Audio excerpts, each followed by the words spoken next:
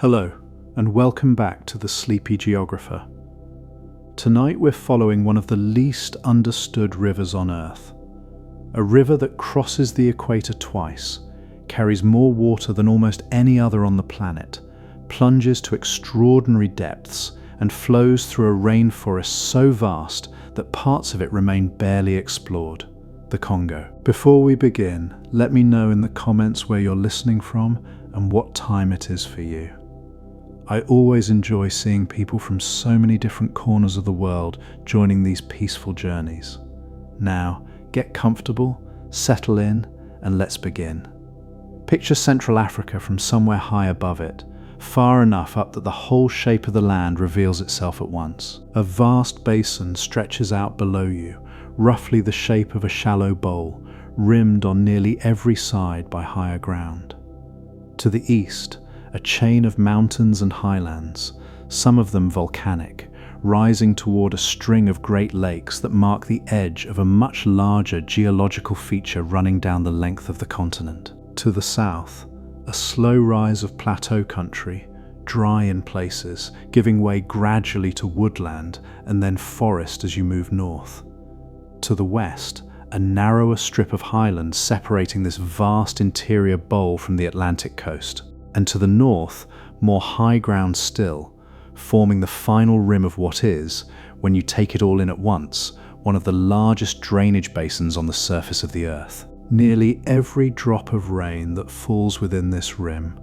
across an area covering parts of 9 different countries, eventually finds its way toward the same destination, drawn downhill by the same basic pull that shapes every river on this planet, gathering itself, drop by drop, stream by stream, into the river we're following tonight. This is the Congo Basin, and its scale is difficult to hold in the mind all at once. It covers an area larger than the combined size of several mid-sized countries. Within its rim sits the second largest rainforest on Earth, a stretch of green so vast and so continuous that from far enough above, it looks less like a forest covering land and more like the land itself has simply decided to be green, uninterrupted for as far as the eye could possibly travel. At the very center of this basin, the ground dips lowest, forming a shallow depression that has held water in one form or another for a very long stretch of geological time. We'll return to that detail a little later because it matters more than it might seem to at first. For now, picture simply the shape of the land itself, this wide, forested bowl, rimmed by higher ground on every side, funneling rainwater from an area so large it's difficult to compare to anything at a human scale. If you tried to walk the rim of this basin, following the high ground the way a hiker might trace the edge of a valley, the journey would take you months, crossing savanna in some stretches, dense montane forest in others, volcanic highlands further along, each region looking almost nothing like the others, and yet all of it, everywhere along that vast rim, quietly funneling its rain toward the same low center, the same eventual river. The forest that fills most of this basin deserves a moment of its own before we go any further, because it isn't simply a backdrop to the river. It's part of the same story, shaped by the same rainfall, feeding and being fed by the same water we're about to follow. This rainforest receives rain almost constantly, spread across the year in a rhythm shaped by the basin's position straddling the equator. Because the Congo sits across the equator rather than to one side of it, different parts of the basin experience their wet and dry seasons at different times, meaning that somewhere within this vast forest, it is almost always raining. Not everywhere at once, but somewhere, always. That rainfall doesn't simply run off the land the way it might over bare rock or open ground. It falls first onto a canopy of trees so dense and so tall that in many places, sunlight never reaches the forest floor directly at all, filtered instead through layer after layer of leaves until only a dim, green light remains by the time it reaches the ground. Water gathers on countless leaves before dripping slowly downward, delayed, softened, spread out over hours rather than falling all at once. Some of it evaporates directly back into the air from the leaves themselves, rising to form the low mist that gathers over this forest in the early hours of most mornings, hanging between the trees before the heat of the day burns it away. This matters because the forest and the river are not separate systems, even though it's tempting to picture them that way. The forest releases enormous quantities of moisture back into the atmosphere above it through the leaves of countless trees in a process that happens continuously across the whole basin. Some of that moisture rises, cools, and falls again as rain,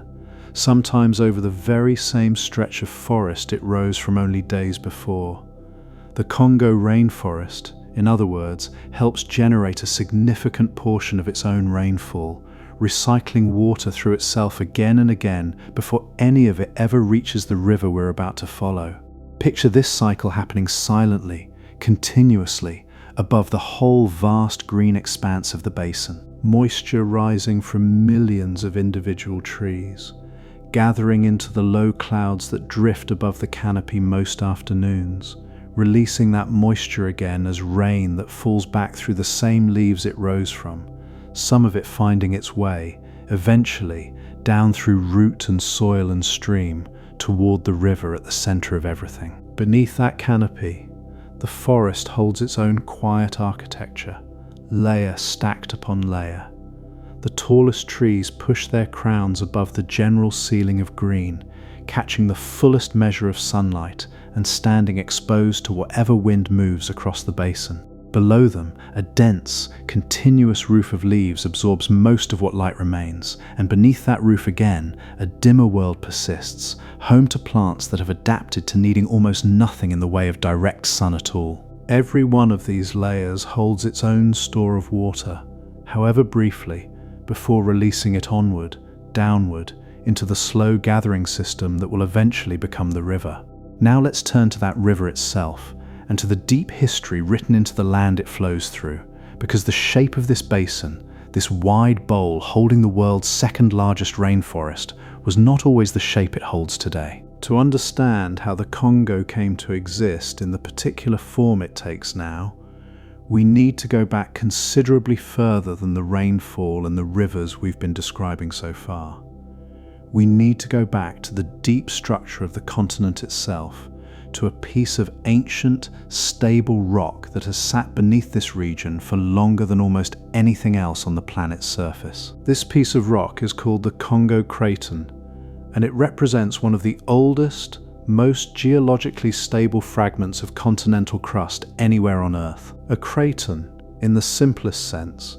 is a portion of a continent's foundation that formed so long ago, and has remained so undisturbed since, that it functions almost like a keel beneath everything built on top of it, resistant to the kind of folding and mountain building that has reshaped so much of the rest of the world's surface across the ages. The rock that makes up this particular craton began forming over 2.5 billion years ago, during a period of Earth's history so distant that the planet itself would have looked almost unrecognizable, its atmosphere still lacking the oxygen that later life would eventually produce, its surface still shaped by processes very different from the ones operating today. Across an immense stretch of time following that initial formation, this piece of crust remained remarkably stable, largely untouched by the massive continental collisions and mountain-building episodes that reshaped so much of the rock surrounding it. Picture this ancient foundation the way you might picture the deep, buried roots of something built on the surface far above. You would never see it directly, standing anywhere on the modern surface of Central Africa. It sits far beneath the rainforest, beneath the river, beneath every living thing making its way across this landscape today. But it shaped everything above it all the same, the way the deepest layers of anything always shape what eventually forms on top. Elsewhere on the continent, across this same immense stretch of time, other pieces of crust were behaving very differently, colliding with one another, buckling upward into mountain ranges, splitting apart again along new fracture lines, restlessly rearranging themselves the way most of the planet's surface has done since its earliest ages. But here, beneath what would eventually become the Congo Basin, none of that violence quite reached. The craton simply endured, quietly, holding its shape while the world around it changed, the same way a single old stone might sit undisturbed at the bottom of a riverbed while the current above it reshapes everything else nearby. Around 150 million years ago, during a period when the supercontinent that once joined Africa to South America was slowly beginning to break apart, the stresses of that separation reached even into this old, stable heart of the continent.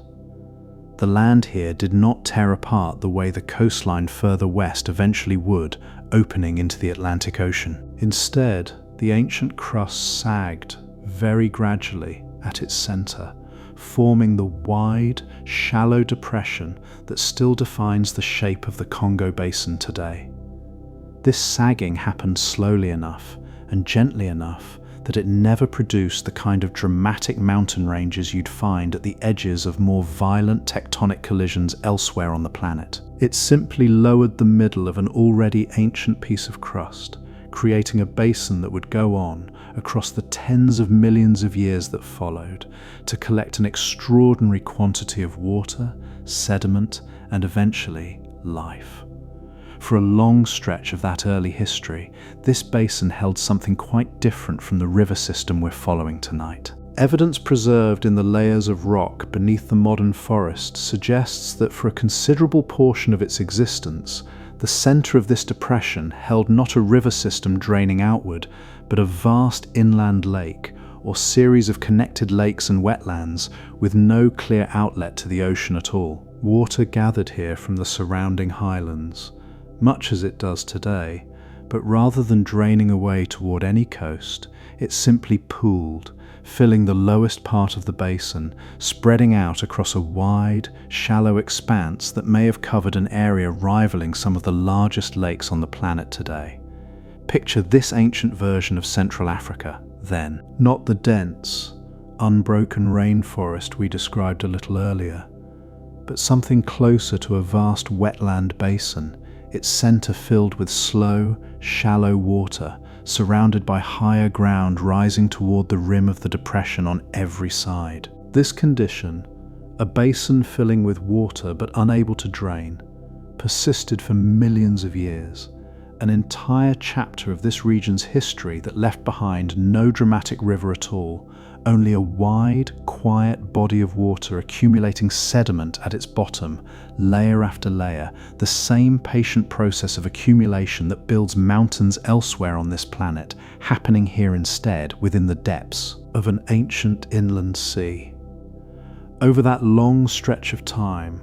whatever crept and swam and grew along the margins of that ancient lake left behind traces too, preserved now within the same sediment that recorded the water itself. Sand from vanished beaches, fine silt from rivers that once fed the lake and have long since changed course or disappeared entirely. Occasional fossils, rare and scattered, hinting at a world of creatures that lived and died along the shore of a lake that no map today would recognize by name, because no such lake exists any longer to be named. What eventually changed this arrangement and gave the Congo Basin its outlet to the ocean involved a slow shift in the geology along the western edge of the continent, where the crust bordering the basin gradually uplifted and warped in ways that eventually opened a pathway for the accumulated water to escape westward toward the Atlantic. This did not happen quickly, and it did not happen smoothly. The narrow highland strip separating the interior basin from the coast presented a genuine obstacle, one that the escaping water had to cut through gradually over an extended period of geological time, carving downward through resistant rock in order to establish the channel that would eventually become the Lower Congo, the stretch of river we'll explore in much greater detail later in this story. Once that connection to the ocean finally opened, sometime within the last several million years, the character of the entire basin began to change. The great inland lake, no longer trapped, began to drain. Water that had once simply gathered and pooled now had somewhere to go, and the river system we recognize today began to take shape, carved gradually out of a landscape that had, for so long before, simply held its water in place rather than releasing it toward the sea. This history matters more than it might seem to at first, because it explains something unusual about the Congo that sets it apart from nearly every other major river system on the planet. Because so much of this basin spent such an extraordinary length of time as a closed, undrained depression, the layer of sediment accumulated at its center reaches a depth that few other river basins can match, in some places extending kilometers beneath the modern forest floor. And because the ancient craton beneath it has remained so stable for so long, largely undisturbed by the mountain-building forces that reshape so much of the world's crust elsewhere, the deep structure of this basin has preserved a geological record stretching back further, in places, than almost anywhere else on the continent. That depth of sediment matters for reasons beyond simple record-keeping. Buried within those layers, compressed under their own weight across millions of years, lie stores of water held in porous rock far below the modern surface, resting there much the way the underground water we've explored in past evenings on this channel rests beneath other landscapes. Beneath this basin, that hidden reservoir is unusually deep, unusually old, and shaped by a history unlike almost anywhere else on the continent. We'll return to that hidden water later in this journey, once we've followed the river itself a little further along its course. There is something worth sitting with in this deep history, something that changes how the river feels once you understand what lies beneath it. The Congo, as it exists today, carrying water from thousands of tributaries through the heart of one of the largest rainforests on Earth, is a relatively recent arrival in the context of the ground it flows across. The rock beneath it has existed for well over 2 billion years. The basin itself has held water, in one form or another, for well over 100 million. But the specific river we're about to follow, threading its way from the eastern highlands, curving north across the equator and then south again, finally cutting through the western hills toward the Atlantic, has existed in its current form for a far shorter stretch of that immense timeline, carved only after the ancient inland lake finally found its way to drain. This gives the Congo a strange, layered kind of age. Young, in the sense of its particular path and shape, a river still actively carving its channel in places, still adjusting to a landscape it has only recently learned to drain. And impossibly old, in the sense of the ground it moves across, resting atop rock that has existed since a period in Earth's history when the atmosphere itself was still being shaped, when life had barely begun to leave any trace of itself in the layers of sediment that would eventually harden into the stone forming the basin's ancient floor. Picture, for a moment, the river flowing tonight over ground this old. Every curve of its channel, every stretch where it widens or narrows, following, in some deep sense, the shape first laid down by a piece of crust that has remained essentially unchanged since long before anything resembling a modern continent existed on this planet. The river is new. The ground beneath it is almost unimaginably old, and the water moving across that ground tonight carries within it a connection to both timescales at once, the immediate, ongoing journey of water finding its way from rainforest canopy to distant ocean, and the impossibly slow, patient history of a landscape that took hundreds of millions of years simply to arrange itself into the shape capable of holding a river at all. Nowhere else on Earth do quite these same conditions repeat themselves in quite this same combination. An ancient, stable craton, a slow sagging into a closed basin, a lingering age as an inland sea, and only then, late in the story, the sudden gift of an outlet to the ocean. Other great rivers of the world carved their paths in different ways entirely, some following the retreat of ice sheets, some tracing the boundary between colliding continents, some simply following the oldest, most direct route downhill from mountain to coast. The Congo's path was shaped instead by an old, still heart of rock that spent most of its history refusing to let its own water leave at all. We'll leave the deep history resting there for now, beneath the surface, the way it has rested for longer than this story can properly measure, and turn instead toward the river's actual beginning, the place where all of this eventually starts. Because somewhere in the highlands, rimming the eastern edge of this ancient basin, high above the forest, above the wetlands, above the buried layers of sediment, recording an inland sea that existed long before any river carried water toward the coast, a single stream is beginning its journey, small enough in its earliest stretches to step across without difficulty, quiet enough that you could stand beside it and hear nothing more than the soft, steady sound of water finding its way between stones. That is where we're headed next, to the source,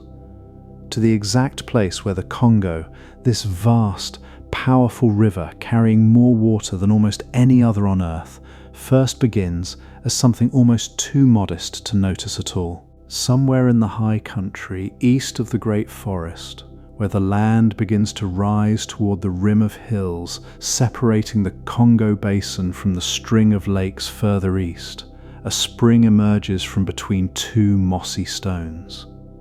It doesn't announce itself in any particular way.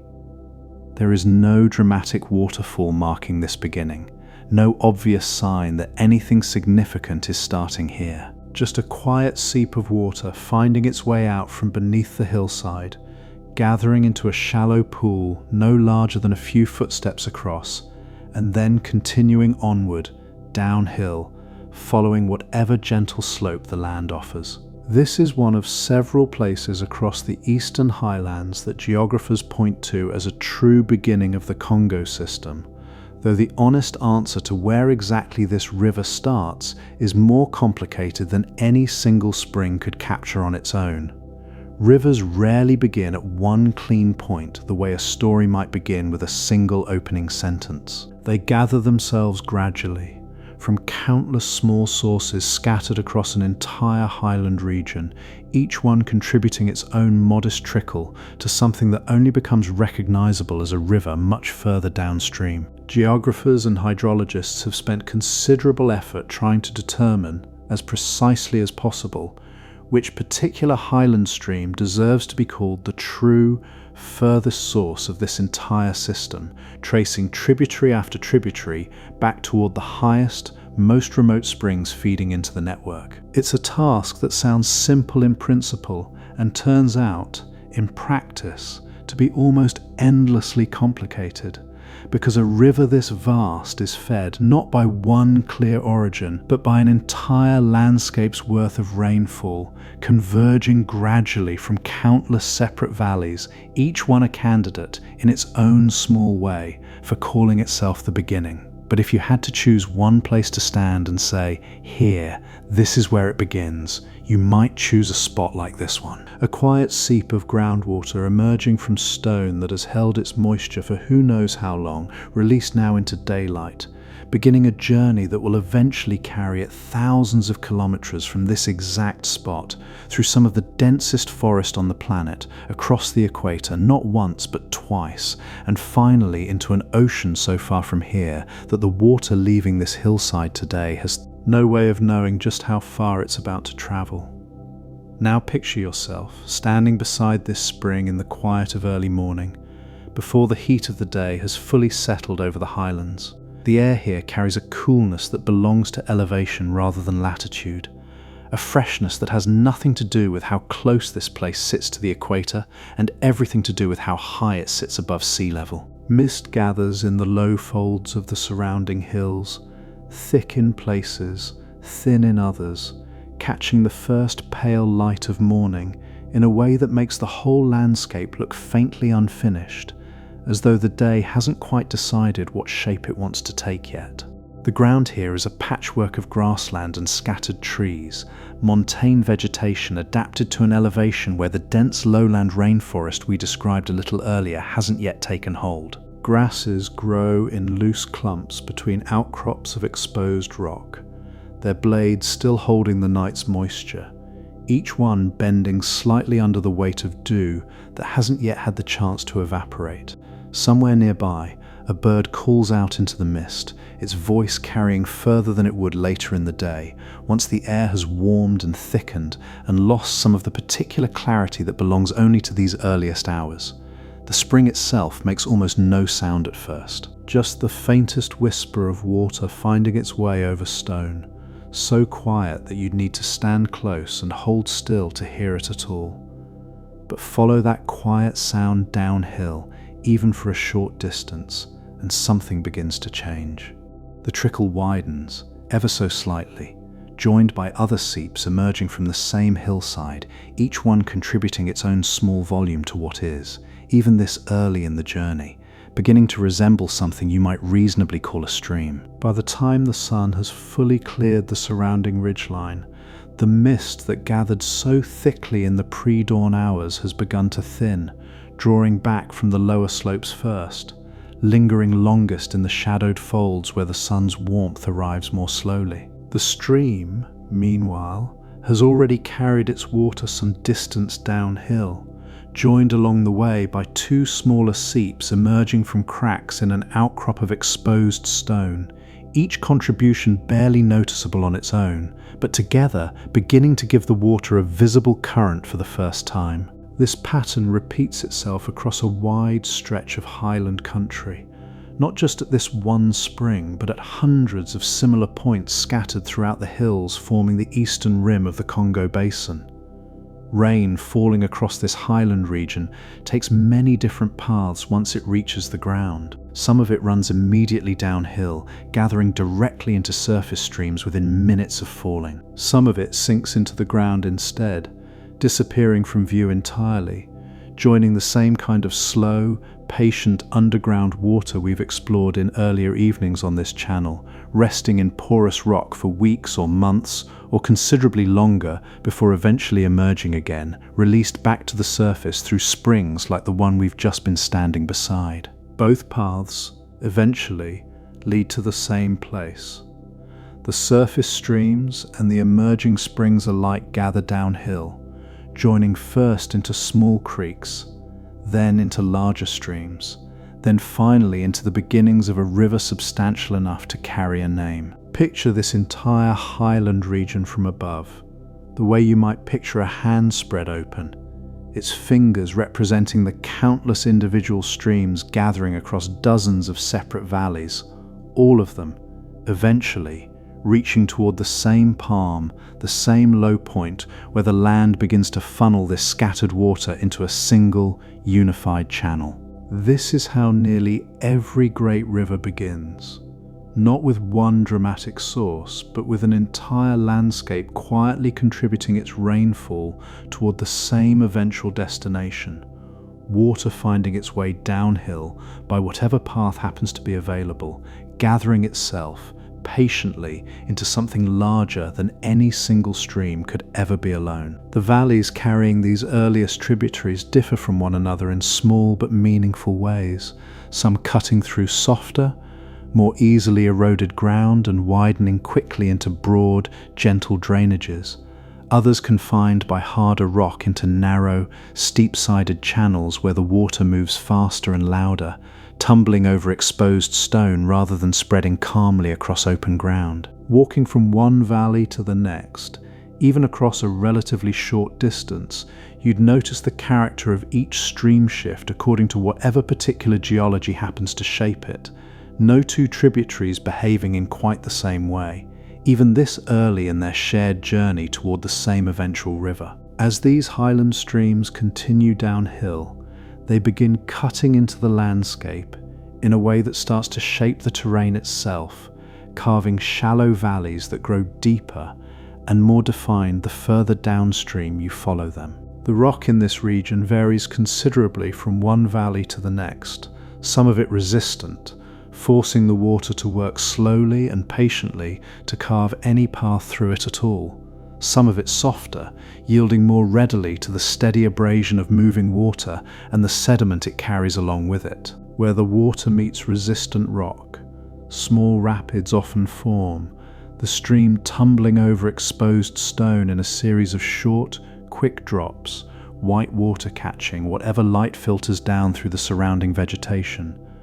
Where the rock softens, the water slows again, spreading wider, moving with a calmer, more measured pace before gathering speed once more at the next stretch of harder stone. This alternating rhythm, quick water over resistant rock, calmer water where the ground yields more easily, is something you'll notice again and again throughout this river's entire journey, at every scale, from these earliest highland streams all the way down to the river's final approach to the Atlantic many thousands of kilometers from here. It's one of the most basic patterns any river follows, shaped entirely by the particular geology it happens to cross, speeding and slowing according to whatever resistance the ground offers at any given point along its path.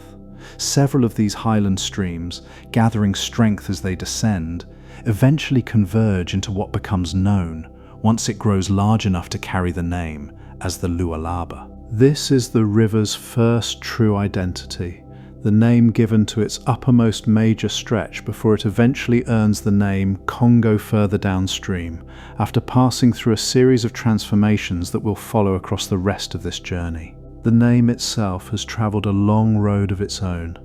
passed down through generations of communities who have lived along these upper waters for longer than any written record could properly trace,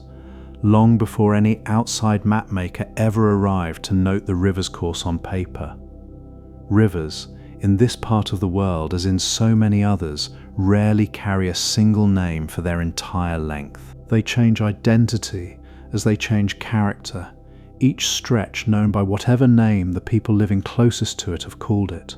a reminder that the river itself doesn't recognize the borders and labels drawn across maps, moving instead as one continuous body of water regardless of what any particular stretch happens to be called at any given point along its course. The Lualaba begins its life as a river of considerable character, still young enough to carry some of the energy and urgency of its highland origins, but already substantial enough that it no longer resembles the modest trickle we described emerging from that first spring. Picture this early stretch of river cutting through a landscape still dominated by highland vegetation, grassland, and scattered woodland giving way gradually as elevation drops and the climate grows warmer and more humid to denser and denser forest. The transition isn't sudden. It happens gradually, over the course of many kilometers, the trees growing taller and closer together with each passing stretch of river, until eventually, almost without any single obvious boundary marking the change, the open highland landscape has given way entirely to something closer to true rainforest. Along this stretch, the river still moves with a noticeable current, its water often carrying a slight cloudiness from suspended sediment picked up during its passage through the highlands, tiny particles of eroded rock and soil that will travel with the river for a considerable distance before eventually settling out somewhere further downstream or being carried all the way to the ocean. The riverbed here alternates between rocky stretches, where the current runs fastest and clearest, and quieter pools, where sediment has a chance to settle and the water slows enough to reflect the sky and the surrounding vegetation with something approaching stillness. Wildlife gathers along these upper reaches in patterns shaped entirely by what the river and its surrounding landscape can provide. Birds move along the water's edge in search of fish and insects, their calls echoing differently here than they would in denser forest further downstream, carried more freely across the more open highland terrain. Occasionally, larger animals make their way down to the water to drink, moving cautiously, pausing often, aware in whatever way wild creatures are aware of the particular vulnerability that comes with approaching open water in a landscape that holds its own share of predators. The riverbanks themselves shift in character along this stretch, sometimes rising in low bluffs of exposed reddish soil, streaked and layered by the passage of countless previous wet seasons, sometimes flattening into gentler shorelines where reeds and low vegetation crowd close to the water's edge, offering cover for smaller creatures moving along the margins. In the shallows, where sunlight still reaches the riverbed clearly enough to matter, patches of aquatic plants sway gently with the current, anchoring themselves in sediment that has settled there across who knows how many previous seasons of flow. As the Lualaba continues its journey northward and then, eventually, curving in the great directional shift that will come to define so much of this river's unusual path, it passes through a series of increasingly dramatic landscapes, some of them shaped by the same deep geological history we explored earlier in this story. In certain stretches, the river encounters ground where the ancient stability of the ground beneath it briefly gives way, where fault lines and fractures in the old craton have created localized irregularities in the terrain, producing sections of rapids and falls considerably more dramatic than the gentler rock hopping of the river's earliest highland stretches. These sections represent some of the most physically demanding obstacles found anywhere along the entire length of this river system, water forced through narrow, rocky channels with tremendous force, dropping in a series of violent cascades before gathering itself again into calmer water downstream. Picture one of these dramatic stretches from somewhere safely above it. The roar of falling water audible long before the falls themselves come into view, mist rising from the base of the cascade in a fine, constant spray that catches whatever sunlight manages to break through the surrounding canopy, sometimes bending into a faint arc of color that appears and disappears as the angle of light shifts. Throughout the day, below the main drop, the water churns white before gradually settling,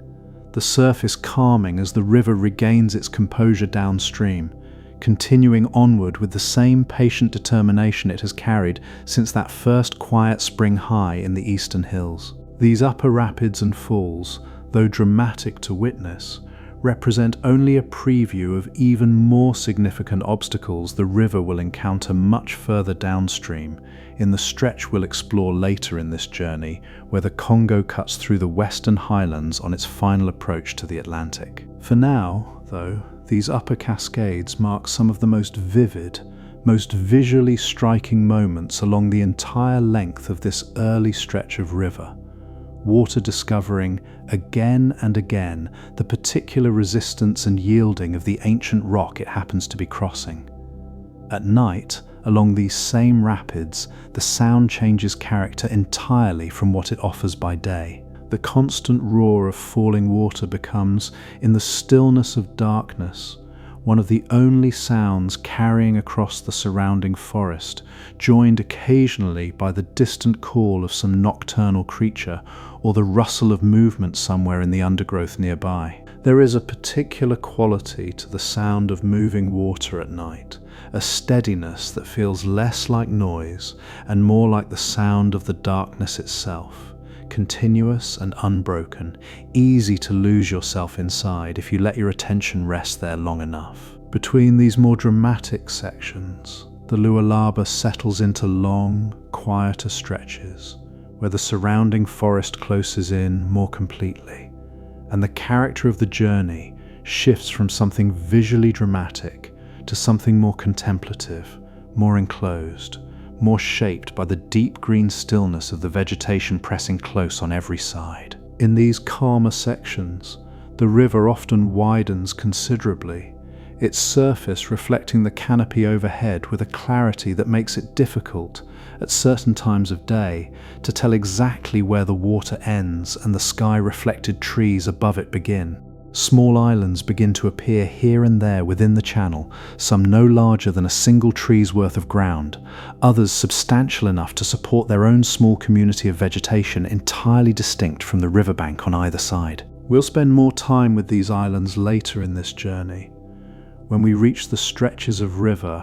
where they become far more numerous and far more significant to the overall character of the Congo's course. For now, it's enough to notice that even this early in the story, the river has already begun the pattern of dividing and reuniting around scattered pieces of land that will become one of its defining features much further downstream. The pace of the current in these quieter stretches slows considerably,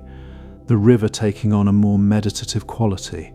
moving with the unhurried confidence of something that knows, in whatever sense a river can be said to know anything,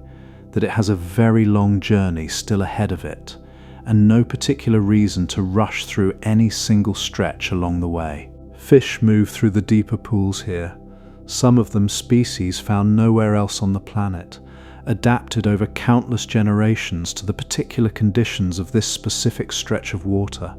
A preview of the extraordinary evolutionary isolation we'll explore in much greater detail later in this story, once the river has descended fully into the depths of the rainforest and begun cutting a path so remote, so difficult to access, that entire ecosystems have developed along its length in near total separation from the rest of the world. Along the banks of these quieter reaches, the transition into deeper forest reveals itself gradually in small details easy to miss unless you're paying close attention. Vines begin looping between the lower branches of trees crowding the water's edge. The undergrowth thickens, filling every available gap between trunks with broad-leafed plants competing for whatever light manages to reach the forest floor. The air itself grows heavier here, more humid, carrying the particular mineral scent of standing water mixed with the softer, greener smell of decaying leaf litter accumulating along the banks. By now, after gathering the flow of numerous smaller tributaries along its highland and upper forest journey, the Lualaba reaches a point where its character shifts once more, widening further, slowing further, preparing for the transformation that will eventually see it renamed, once it reaches the great bend that defines so much of the Congo's unusual path across the heart of the continent. But that transformation belongs to the next stage of this journey. For now, picture the river as it exists in this stretch, still carrying the name Lualaba, still relatively young in the context of its full journey toward the Atlantic, moving through forest that grows denser and more enclosed with every passing kilometre, its waters gathering strength from highland rain and forest runoff alike, carrying within it the accumulated contribution of thousands of smaller streams, each one tracing its own path down from the eastern highlands, each one adding its own small volume to something that will, by the time it finally reaches the ocean many months of travel from here, rank among the most powerful rivers on the entire planet. The forest presses closer now on either bank. The open highland landscape of the river's earliest stretches almost entirely left behind, replaced by the beginning of the vast, unbroken green world that will define nearly every remaining stage of this journey. Somewhere ahead, the river will begin its great curve northward, crossing the equator for the first time, entering territory even more remote, even more thoroughly claimed by forest than anything we've followed so far tonight.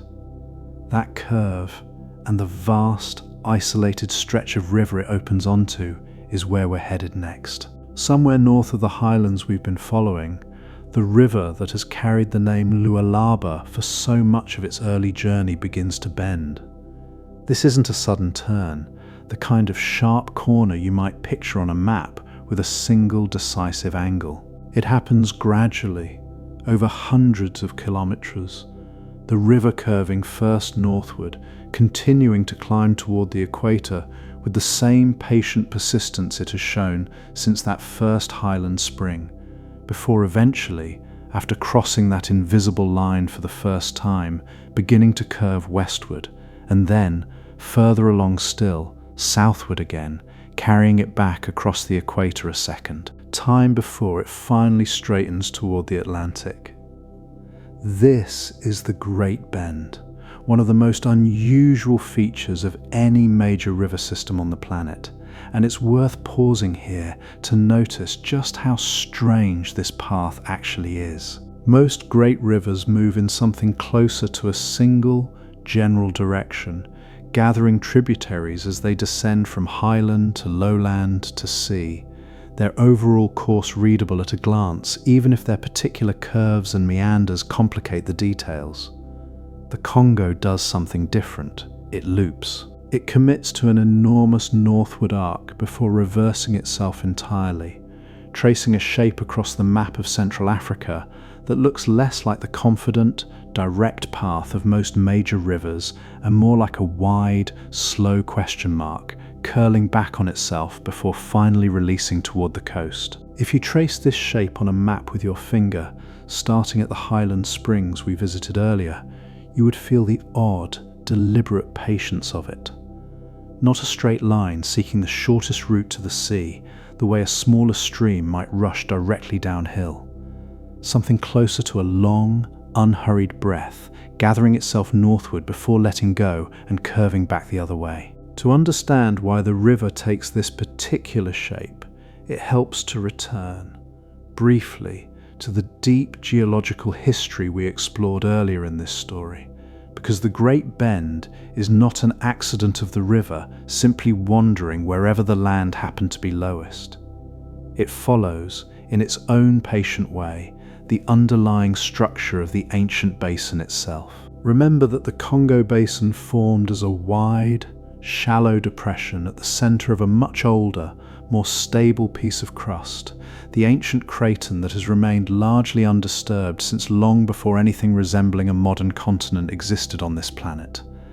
That depression didn't sink evenly across its entire area. Different portions of the basin's floor settled to different depths, shaped by subtle variations in the underlying rock, leaving behind a landscape where the lowest points don't simply run in one straight line from the eastern highlands to the western coast, but instead trace a curving, uneven path determined by wherever the ancient crust happened to sag most deeply. The river, following gravity the way every river must, has no choice but to trace that same curving path, seeking out the lowest available ground at every stage of its journey, even when doing so means committing to an enormous northward loop before eventually turning back toward the ocean. Picture water poured slowly into an oddly shaped basin, pooling first in whatever corner happens to sit lowest, then finding whatever narrow channel eventually allows it to drain toward whatever exit exists, however indirect that path might look from above. The Congo's Great Bend is, in this sense, simply the visible signature of a basin floor that was never perfectly symmetrical to begin with, its lowest points scattered unevenly across an area covering nearly the entire width of the continent. There is something almost architectural in this, if you allow yourself to think of it that way. The river did not choose its shape. The shape was already waiting for it, laid down over 100 million years earlier, in rock that had no way of knowing it was quietly preparing the exact path some future river would eventually be forced to follow. The water arrived much later and simply discovered, the way water always discovers, the one route already available to it. Picture the river as it enters this great curve, somewhere in the stretch where it finally exchanges the name Lualaba for the name Congo, a transition that happens roughly where the river passes a series of significant falls and rapids marking the boundary between its upper highland character and the beginning of its long lowland journey through the heart of the rainforest. The character of the water itself begins to change here in ways that go beyond simple naming. The river widens considerably, its channel spreading across a floodplain that grows broader with every passing kilometre as it settles into the low, flat heart of the basin. The current, which carried real urgency and energy through the highland rapids and falls we described earlier, slows into something calmer, more deliberate, moving now with the unhurried confidence of water that has found, at last, genuinely level ground to cross. This is the beginning of the Middle Congo, the longest single stretch of the river's entire course, extending across a distance so vast that the journey through this section alone would take considerably longer than the journey through everything preceding it. For much of this stretch, the river moves through territory so remote, so thoroughly enclosed by forest that entire sections of its course remain difficult to reach even now, accessible mainly by the river itself, since no roads penetrate deeply enough into the surrounding rainforest to offer any meaningful alternative. Picture flying above this stretch of river, watching it thread its way through unbroken green in every direction, the water itself catching the light in a way the surrounding canopy never quite manages, a pale, reflective ribbon winding through forest that stretches in every direction you could look, all the way to the horizon and beyond. From this height, the Great Bend reveals its full shape at once, the river curving northward, then westward, then gradually southward again, tracing an arc so wide that no single vantage point on the ground could ever hope to reveal its true scale. At certain points along this stretch, the river's width grows so considerable that standing on one bank, the opposite shore becomes little more than a hazy green line, softened by distance and humidity into something closer to suggestion than detail. The scale of the water itself starts to compete, at these widest points, with the scale of the forest surrounding it, no longer a channel cut through the trees so much as a second landscape entirely, its own wide, moving country of water threading through the wider country of green. Within this curve, the river crosses the equator not once but twice, a detail that carries real significance for understanding one of the Congo's most distinctive characteristics. Because the river's basin straddles the equator so thoroughly, spreading across territory both north and south of that line in roughly equal measure, the northern and southern portions of the watershed experience their wet and dry seasons at opposite times of year. When the northern reaches of the basin are moving through their rainy season, swelling with runoff and feeding an increased volume of water into the tributaries draining toward the main river, the southern reaches are typically moving through their drier months, contributing comparatively less to the overall flow. A few months later, the pattern reverses entirely, the south moving into its own wet season just as the north begins to dry. This staggered rhythm means that somewhere within the vast Congo watershed, it is almost always someone's rainy season, feeding water into the system continuously throughout the year rather than concentrating it all into one single dramatic flood season the way many other major rivers experience. The Congo, as a result, maintains a remarkably steady flow across most months of the year, without the extreme seasonal swings between flood and drought that characterize rivers confined more entirely to one side of the equator or the other. We'll return to this particular rhythm in more detail later in this journey, when we explore the flooding cycle that shapes so much of life along the river's middle and lower reaches. For now, it's enough to notice that this doubled crossing of the equator, this looping path through both hemispheres at once, gives the Congo a kind of hydrological balance found in very few other river systems anywhere on the planet. Picture the two halves of the watershed as two lungs, breathing in a slow, alternating rhythm across the calendar year, one filling while the other empties, then reversing again, the river itself simply the shared breath moving quietly between them, never entirely still, never entirely emptied, always receiving from one side or the other, no matter what month happens to be passing overhead. As the river moves deeper into this great curve, the forest surrounding it deepens too, growing thicker, taller, and more continuous with every passing kilometre,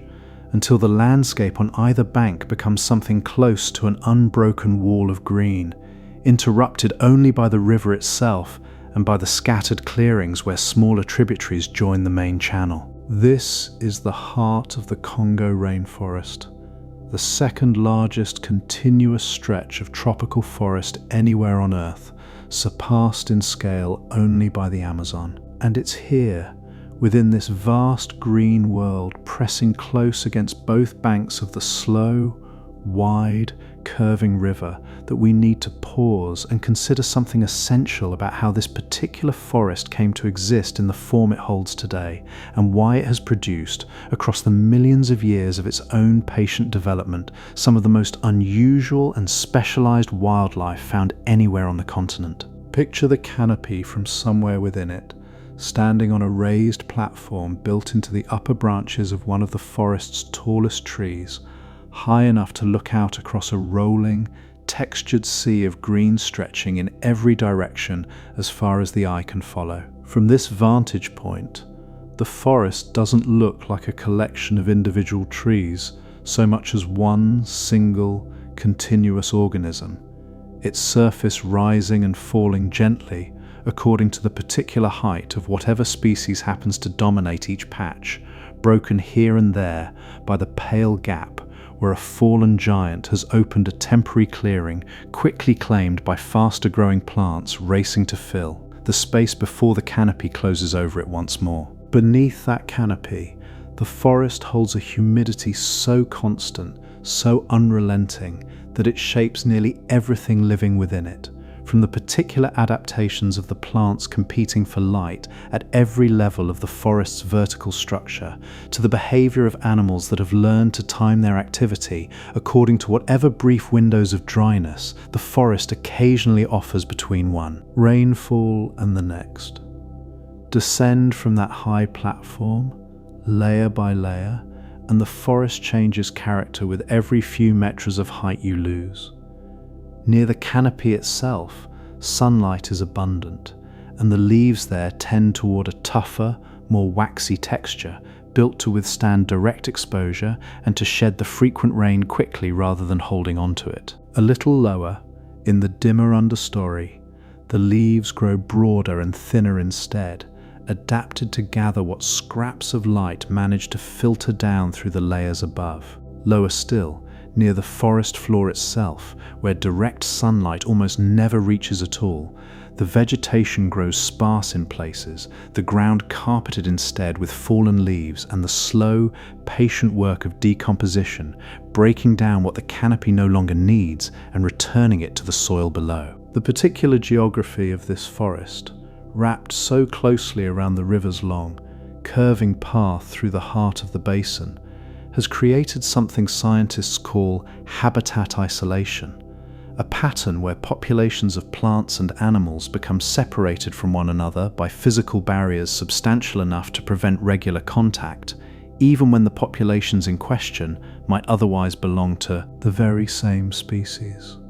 The Congo River itself functions as one of the most significant of these barriers. Its width and depth, particularly along the wide, slow stretches of the Great Bend, presenting an obstacle that many forest species simply cannot or will not cross under ordinary circumstances. Picture a population of some small forest primate, living its entire life within the canopy on the northern bank of the river, never once needing or wanting to cross open water to reach the forest on the opposite side, because everything it needs, food and shelter and mates and territory, exists entirely within its own side of this vast green world. Across enough generations, populations separated this way by the river's persistent barrier begin to diverge from one another, adapting independently to whatever subtle differences exist between the northern and southern forests,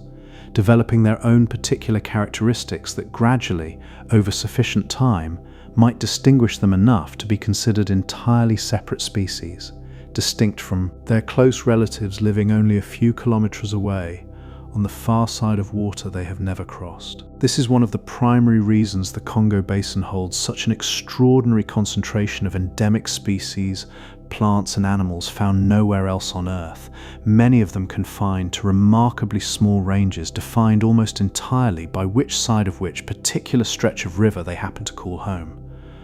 The river doesn't just carry water through this forest. It shapes the very course of evolution happening within it, dividing populations, isolating them from one another, allowing each separated group to develop along its own independent path across the deep stretches of time this story has been following since its very beginning. Picture two populations of the same original species, separated at some point in the past when their shared range happened to be divided by the river's course, perhaps during a period when the channel shifted slightly, or when a population expanded across territory that happened to include both banks before the river itself later widened enough to prevent easy crossing. On the northern bank, this population continues adapting to whatever particular conditions define that side of the forest, the specific mix of tree species available, the particular predators present, the specific patterns of rainfall and fruiting season that shape when food becomes available and when it grows scarce. On the southern bank, the other half of what was once a single, connected population faces its own particular set of conditions, subtly different from the north in ways that might seem minor at first glance, but accumulate across enough generations into real and lasting differences. Coloration might shift, adapted to whatever particular lighting conditions dominate each forest's canopy. Body size might change, shaped by whatever food sources happen to be most reliably available on each side. Behavior might diverge, developed in response to whatever particular pressures each population faces from predators or competitors unique to its own stretch of forest. None of these changes happen quickly, or dramatically, or in any way that a single observer watching for even an entire human lifetime could easily track. They accumulate the way nearly everything in this story accumulates, slowly, patiently, generation after generation, until what began as one single, unified population has become, given enough separated time, something closer to two distinct populations, each shaped by its own particular half of a forest, divided by the same river we've been following since that first quiet highland spring. There is a quiet symmetry worth noticing in this, a kind of mirroring across the water. Somewhere on the northern bank tonight, a creature is moving through the canopy, entirely unaware that a close relative, shaped by the same original lineage but several 100,000 years of separate adaptation, is moving through an almost identical patch of forest on the southern bank at this very same moment, each one living out its own version of a story that began long ago as a single shared existence before the river quietly divided it in two. This pattern of isolation doesn't only apply to the two banks divided by the main river channel. Within the forest itself, countless smaller tributaries create their own subsidiary barriers, dividing the vast green expanse into an intricate patchwork of semi-isolated regions,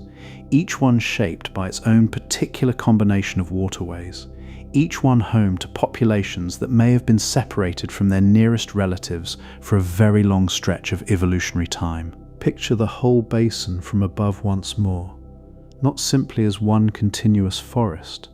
but as a landscape crossed and recrossed by countless waterways, some as wide and significant as the main river itself, others barely more than modest streams, but each one, in its own way, contributing to the overall pattern of division and separation that has shaped this forest's living communities across millions of years.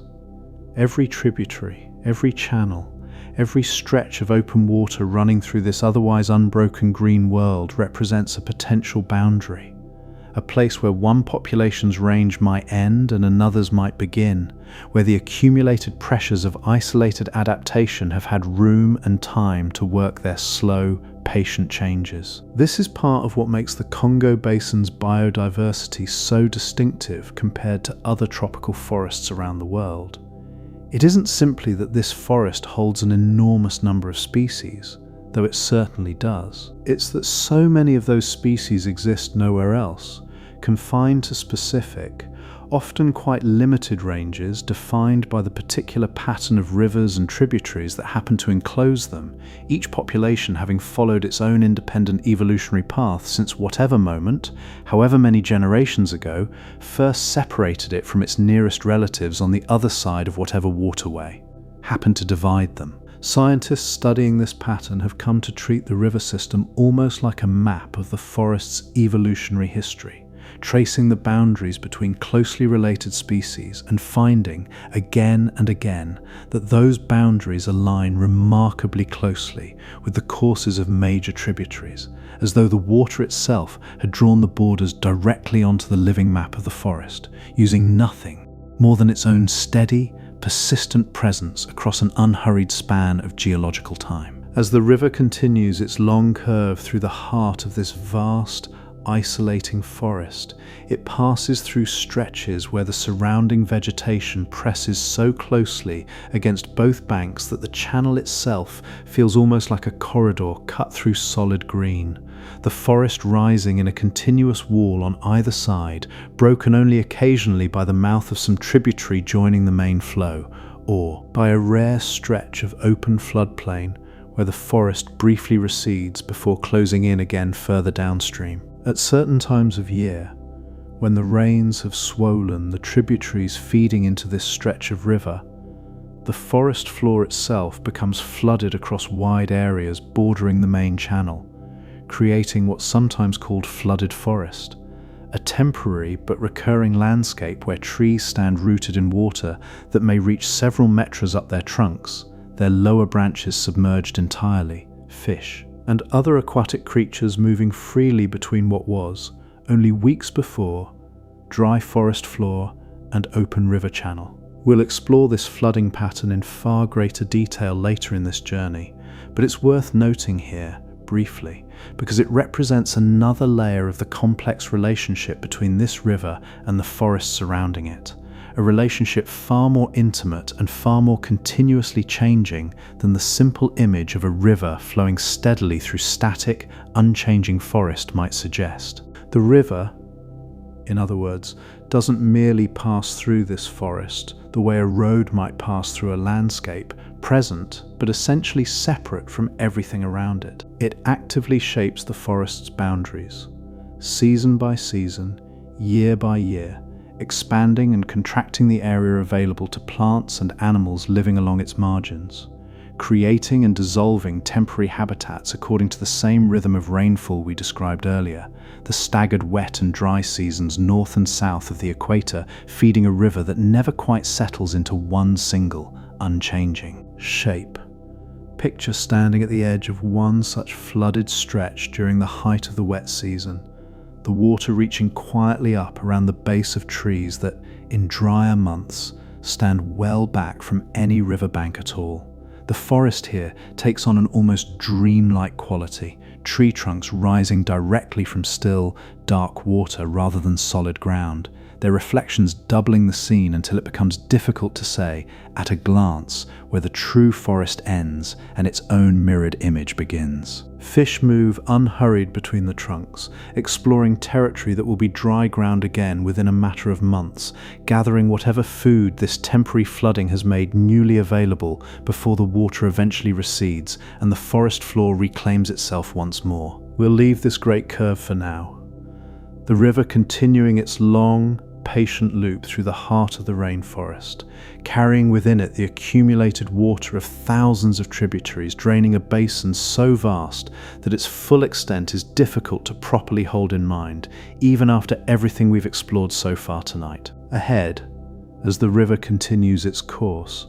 we'll follow it more closely into the scattered islands that punctuate its wide, slow channel through the forest's deepest heart, and into the particular kind of isolation that has shaped not just the forests surrounding the river,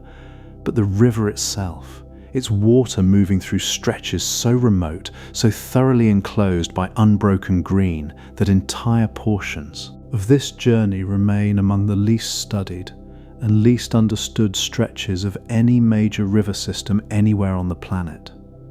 That is where we're headed next. Deeper still into the world, this ancient, patient river has spent so many millions of years quietly shaping around itself. Scattered throughout the wide, slow channel of the Middle Congo, wherever the river settles into one of its calmer, broader stretches, pieces of land rise from the water itself, some no larger than a raft of tangled roots and a handful of trees, others substantial enough to hold their own small stretch of forest, complete with its own understory, its own particular community of birds and insects. its own quiet, self-contained version of everything the wider basin holds on a larger scale. These are the islands of the Congo, and there are, by some estimates, thousands of them scattered along the river's course, more concentrated in certain stretches than almost any other major river on the planet manages to produce. They form for reasons that trace directly back to the particular character of this river's slow, wide, sediment-carrying middle reaches, a combination of gently sloping terrain, an enormous volume of water moving with only moderate force, and a steady supply of material carried down from the highlands we visited earlier in this journey. Picture the process by which one of these islands first begins to form, somewhere along a wide, unhurried stretch of the river where the current has slowed enough to lose some of its capacity to carry everything suspended within it. A fallen tree, perhaps, carried downstream during some earlier flood, eventually snags against a shallow rise in the riverbed, catching there long enough for sediment drifting past in the slow current to begin settling around it, grain by grain, the way sediment settles anywhere the water loses enough energy to keep carrying what it once held suspended. More material gathers in the slack water sheltered behind that first obstruction, sand and silt accumulating, slowly, season after season, until what was once simply a submerged snag has become something closer to a low sandbar, its highest point occasionally breaking the surface during the driest months of the year, submerged again once the rains return and the river rises to reclaim it. If that sandbar survives long enough, surviving one flood season after another without being entirely washed away, it eventually becomes stable enough for the first seeds to take hold. These often arrive as fruit or seed carried by birds passing overhead, or occasionally by the water itself, drifting downstream from established forest further upriver, coming to rest against the exposed sand in exactly the right conditions to sprout. A single seedling, holding on through its first difficult season above water that surrounds it on every side, begins the slow work of anchoring itself more permanently into the accumulating sediment, its roots binding the loose sand together in a way that makes the whole structure considerably more resistant to the next flood that arrives. Given enough time, measured here in decades rather than centuries, that single seedling's presence encourages further sediment to accumulate around its base, and further seeds to take root nearby, until what began as a submerged snag has become a genuine island, forested, stable, home to its own developing ecosystem, entirely separate in a physical sense from either riverbank, though surrounded on all sides by the same water that built it. Not every island in the Congo forms quite this gradually or quite this gently. Some are considerably older, remnants of a time when the river's channel followed a slightly different course, leaving behind what was once part of the mainland, now isolated by a newer stretch of channel that has since cut its own path around what used to be solid, connected ground. Others form and disappear within a single generation of human memory, built up by one especially sediment-heavy flood season only to be washed away again by an equally powerful flood a few years later, the river treating its own islands with a patience that occasionally slips, without warning, into sudden and complete revision. Picture flying above one particularly dense stretch of the middle Congo, where these islands cluster most thickly, the main channel dividing again and again around one piece of land after another, braiding into countless separate threads of water before eventually gathering itself back into something closer to a single channel further downstream. From this height, the river doesn't look like the clean, single ribbon you might picture from a map. It looks instead like something closer to a wide, slow tangle, water finding its way around obstacle after obstacle, splitting and rejoining in a pattern too intricate to trace easily even with a considerable amount of careful attention. Each of these islands, however small, holds its own version of the forest surrounding the main riverbanks, though often in a more condensed, more concentrated form. Trees here tend to grow somewhat differently than their mainland counterparts, adapted to soil that floods more frequently and more thoroughly their root systems often more extensive and more exposed, gripping the loose, sediment-built ground with a visible tenacity that speaks to just how precarious this particular kind of foothold really is. Walking across one of these islands, if such a walk were possible without a boat to carry you there in the first place, you would notice the ground itself feels different underfoot, softer, less settled, carrying within it the memory of every flood that has passed across it since its own formation. These scattered islands matter for more than simply their visual character,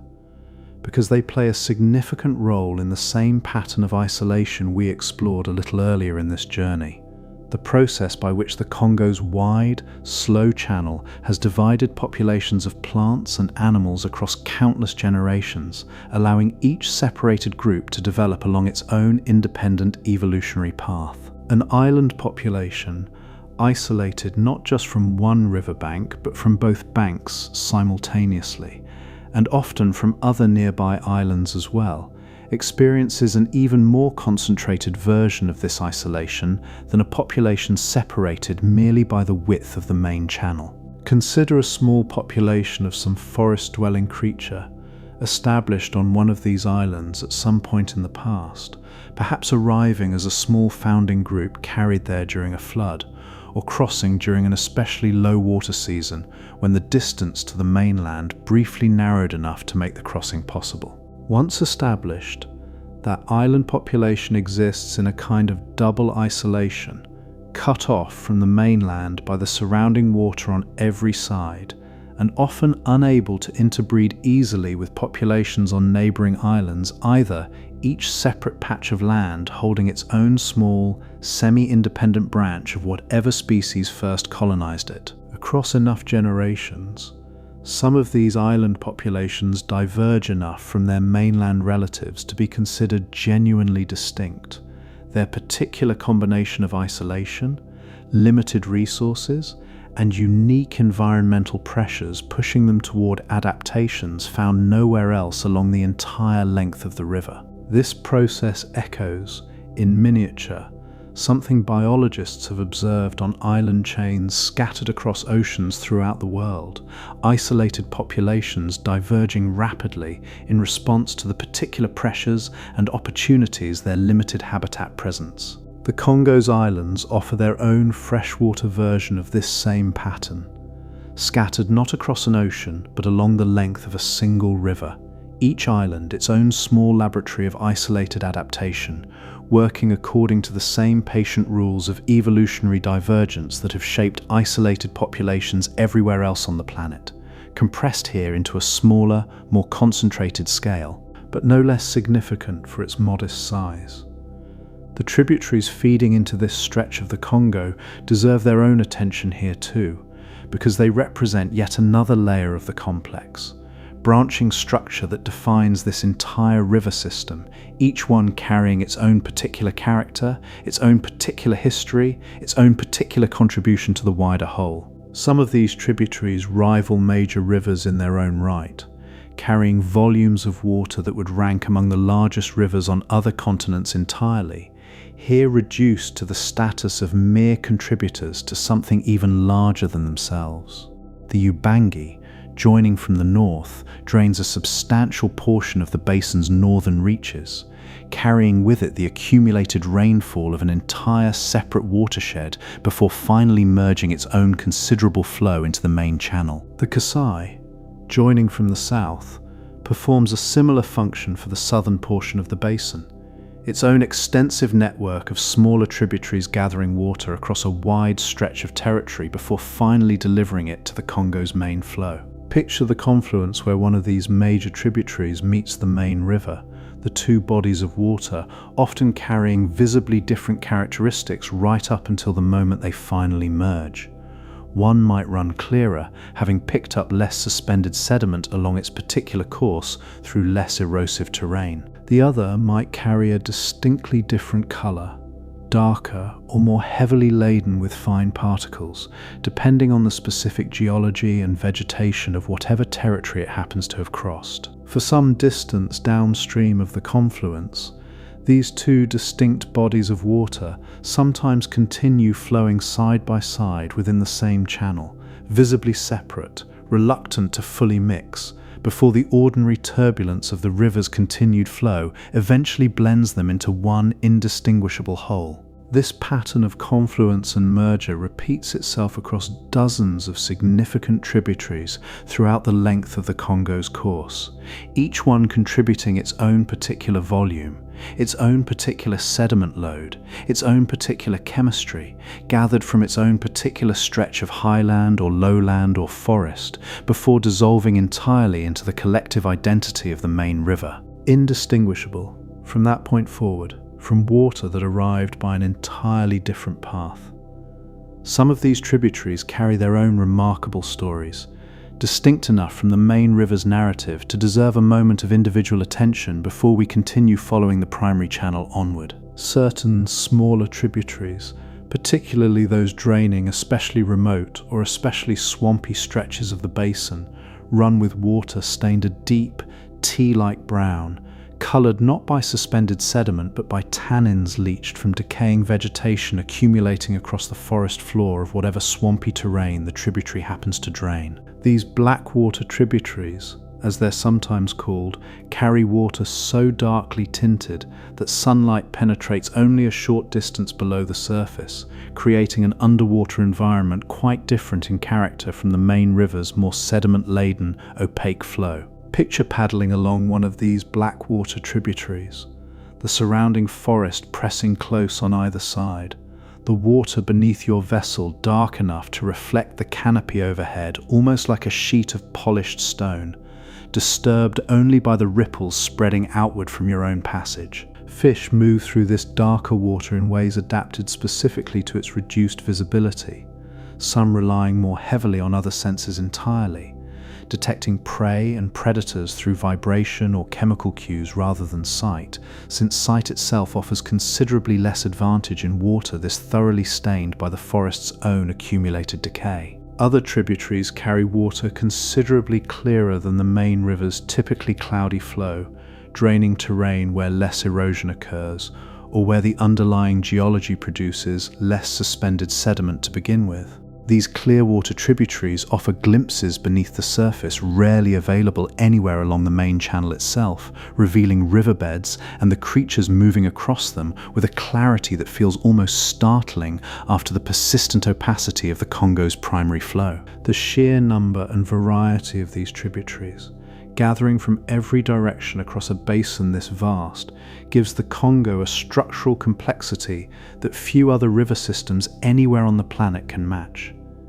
This isn't simply one river flowing from source to sea. It's an entire network, a vast, branching structure reaching into nearly every corner of Central Africa, each individual branch carrying its own particular water, shaped by its own particular geography, contributing eventually to the same collective flow we've been following since that first quiet highland spring. Picture this entire network spread out across a map, the main channel tracing its great curving path through the heart of the basin and radiating outward from every point along that curve, countless smaller lines representing tributaries of every size, from major rivers rivaling the significance of entire other continental systems down to modest streams barely wider than the spring where this whole journey began. Every one of these lines represents water finding its way, by whatever path gravity happens to offer, toward the same eventual destination, joining and rejoining in an intricate pattern that has taken millions of years to fully develop into the shape it holds today. This complexity matters not just for understanding the river's physical structure,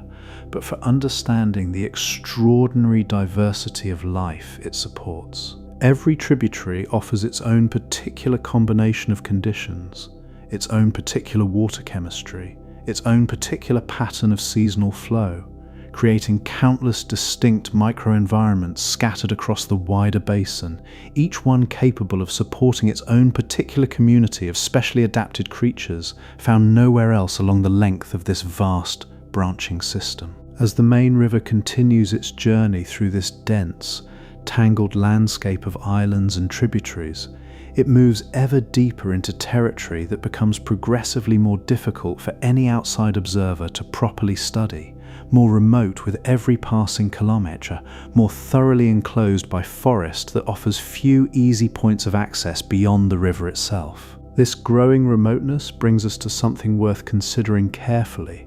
a quality that has shaped this river's reputation and its relationship to the wider world beyond the forests surrounding it in ways quite different from nearly any other major river system on the planet. The Congo has long been described, by those who have studied it and by those who have simply passed through it, as a river of darkness, though this description carries several distinct meanings worth separating from one another. There is the darkness of the water itself, particularly in those blackwater tributaries we described a little earlier, tinted by tannins into something closer to strong tea than the clear or muddy water more commonly associated with rivers elsewhere. There is the darkness of the forest canopy, so dense and so continuous across much of the basin that direct sunlight rarely reaches the forest floor at all, creating a perpetual dimness beneath the trees even at the height of midday. And there is a third kind of darkness, less literal but no less significant, the darkness of remoteness and isolation. The simple fact that so much of this river's course passes through territory that has remained, across the whole of recorded human history, extraordinarily difficult to reach, to map, to study with anything approaching the thoroughness applied to nearly every other major river system on the planet. This isolation has produced consequences that ripple outward through nearly every aspect of the ecosystem the river supports, consequences we touched on earlier when discussing the divided populations shaped by the river's own physical barriers,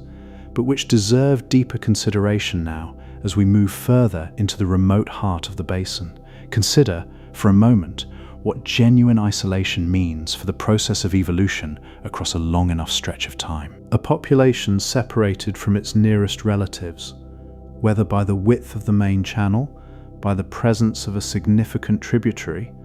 or simply by the sheer difficulty of moving through dense, largely trackless forest, experiences a kind of evolutionary freedom that more connected populations rarely encounter. Without regular genetic exchange with outside populations, an isolated group's particular adaptations, whatever small variations happen to arise within it, aren't diluted by interbreeding with individuals carrying different characteristics from elsewhere. Instead, those adaptations can accumulate and concentrate within the isolated population itself, potentially leading, given sufficient time, to the kind of significant divergence that eventually produces entirely new species. The Congo Basin, with its unusually thorough pattern of natural barriers, its river, its tributaries, its scattered islands, its stretches of swamp and flooded forest, has created an almost unparalleled laboratory for exactly this kind of isolated evolution, operating continuously across millions of years, producing a concentration of endemic species that rivals or exceeds nearly anywhere else on the African continent. Picture the fish alone,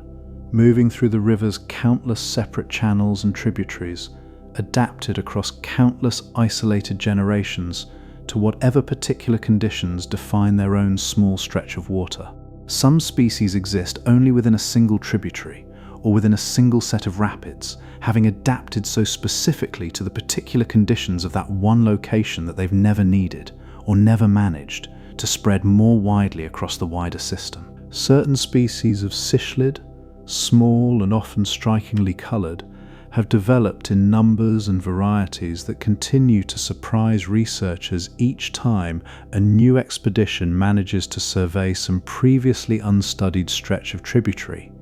each new survey typically revealing species entirely unknown to science before that particular visit. This same pattern of isolated development extends well beyond fish, reaching into nearly every category of life the basin supports.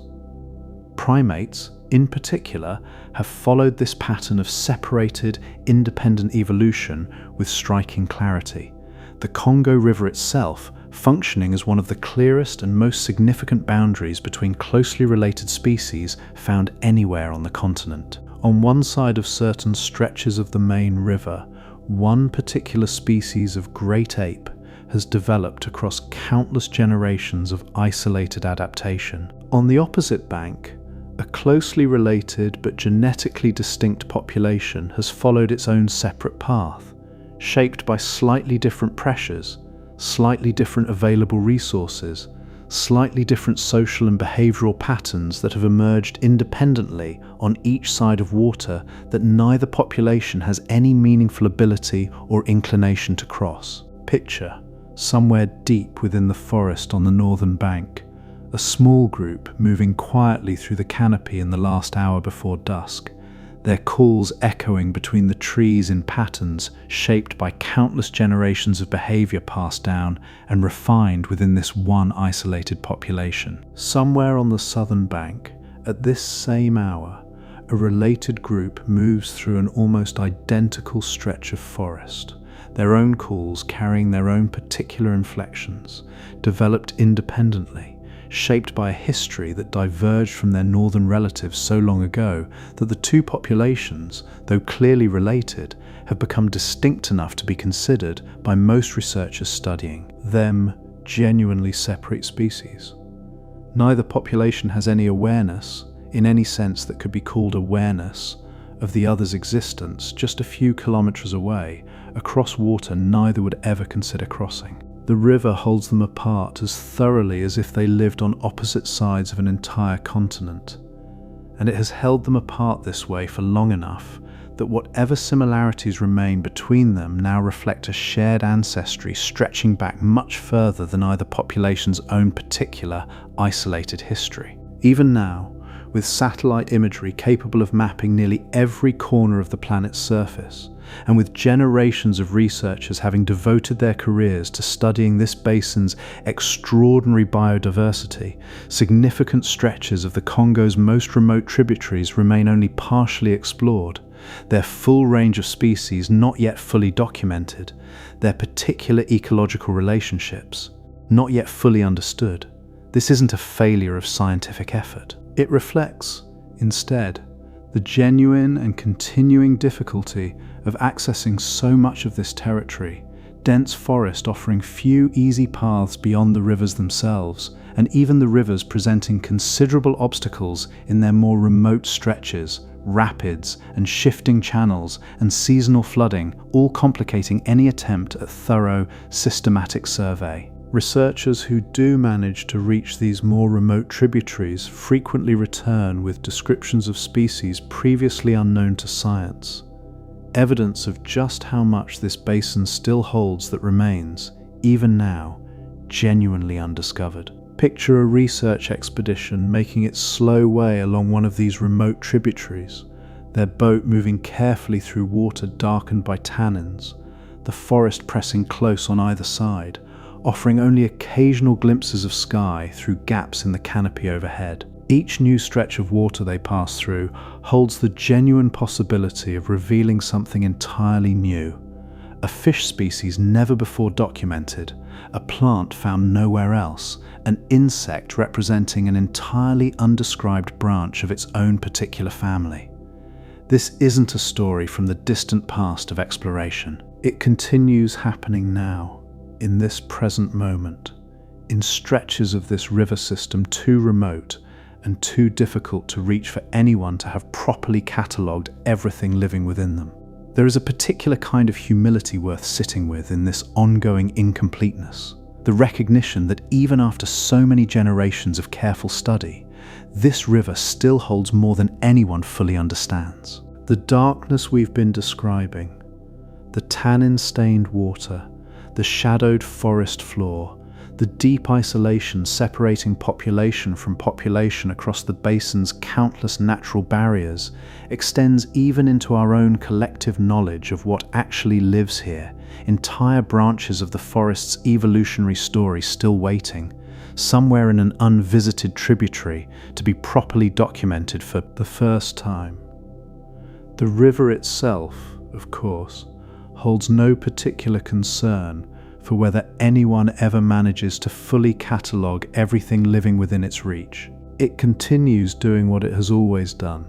carrying water from the eastern highlands through this vast, isolating tangle of islands and tributaries, indifferent to whether the creatures shaped by its patient work of division and separation have ever been formally named or studied, simply continuing the same slow, ancient process of shaping isolated populations into distinct forms, exactly as it has done since long before anyone existed to notice the pattern at all. We'll leave this dark, deeply isolated stretch of forest and tributary for now, the river continuing its patient work of division and separation somewhere beneath a canopy too thick to let much daylight through,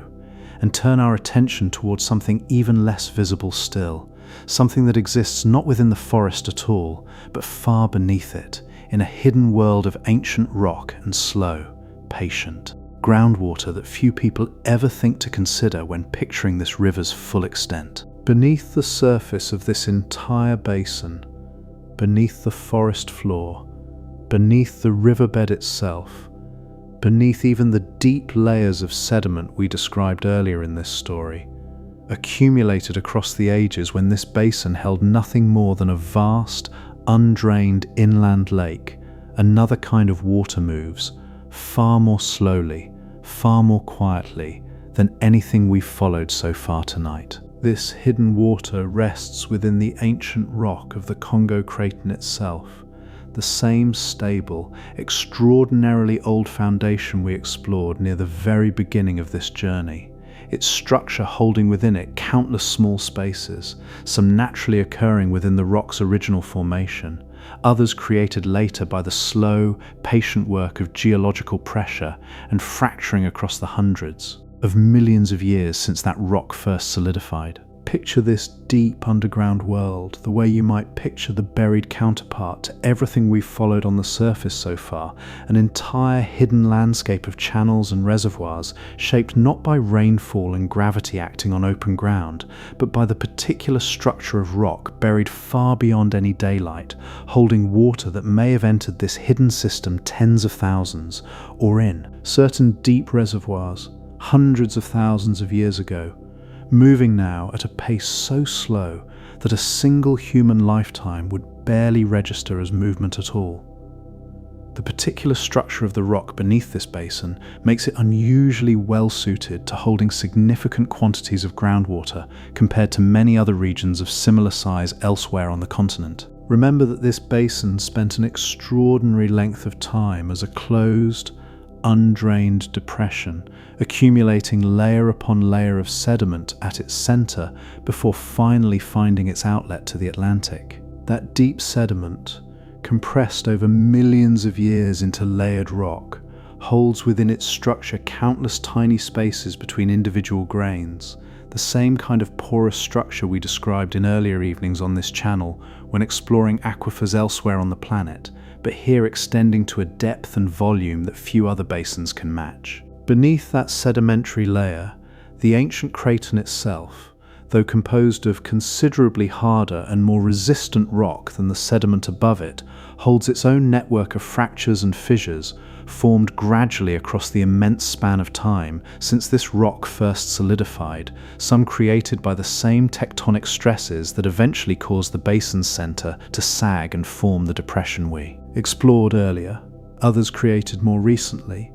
relatively speaking, by localized geological activity along fault lines where the ancient crust's stability briefly gives way to more active movement. Water finding its way into this deep system follows an extraordinarily patient path, seeping first through the porous sedimentary layers nearer the surface, moving gradually downward and outward through whatever connected spaces happen to be available, eventually reaching the harder, more fractured rock of the ancient craton itself, where it may continue moving, almost imperceptibly, along fracture. Lines that have existed for a length of time reaching back far beyond anything the surface world above has any direct memory of. There is something worth sitting with in the relationship between this hidden, nearly motionless underground water and the vast, visible, constantly moving river flowing above it. The two systems are not entirely separate from one another, despite the enormous difference in their respective paces. Rainfall that soaks into the ground anywhere across this basin's enormous rim eventually contributes, in some small way, to this deep underground system, just as water emerging from springs and seeps, similar to the one that marked this whole journey's beginning, represents this same underground system finally releasing a small portion of what it has been holding, sometimes for a very long time indeed, back into the surface world above. Picture a single molecule of water having fallen as rain somewhere across the eastern highlands many centuries ago, finding its way not into the immediate surface streams we followed at the very beginning of this journey, but downward instead, into the deep, porous sediment layers accumulated across this basin's long history as an undrained inland lake. That molecule might spend the following several hundred years moving with almost imperceptible slowness through this hidden underground world, following whatever path the ancient rock's particular structure happens to offer, before eventually, after a journey stretching across a length of time, this whole documentary has already asked you to hold loosely in mind, emerging once more at the surface, perhaps through some remote spring deep within the forest, finally rejoining the same restless, visible water cycle we've been following throughout the whole of this story. This hidden water world beneath the Congo represents, in its own quiet way, one of the least visible and least appreciated aspects of this entire river system, existing almost entirely outside of ordinary awareness, holding within its slow, patient structure a volume of water that may rival or exceed significant portions of what moves visibly through the river's main channel at any given moment. It receives none of the attention given to the dramatic rapids and falls we explored earlier in this journey, none of the recognition given to the extraordinary biodiversity shaped by the river's isolating channels and tributaries. It simply continues its work, quietly, in darkness, beneath ancient rock that has held its particular shape since long before anything resembling a modern river existed anywhere on this stretch of the continent. We'll leave this hidden underground world resting now, exactly as it has rested for however many centuries or millennia its particular water has already spent moving through the patient darkness of buried rock, and return our attention to the surface, to the visible river continuing its long, curving journey through the heart of the basin, carrying us onward toward the next stage of this story, where we'll begin to consider the wider significance this river holds, not just for the forest and the creatures it shapes so directly, but for the climate of the entire surrounding region,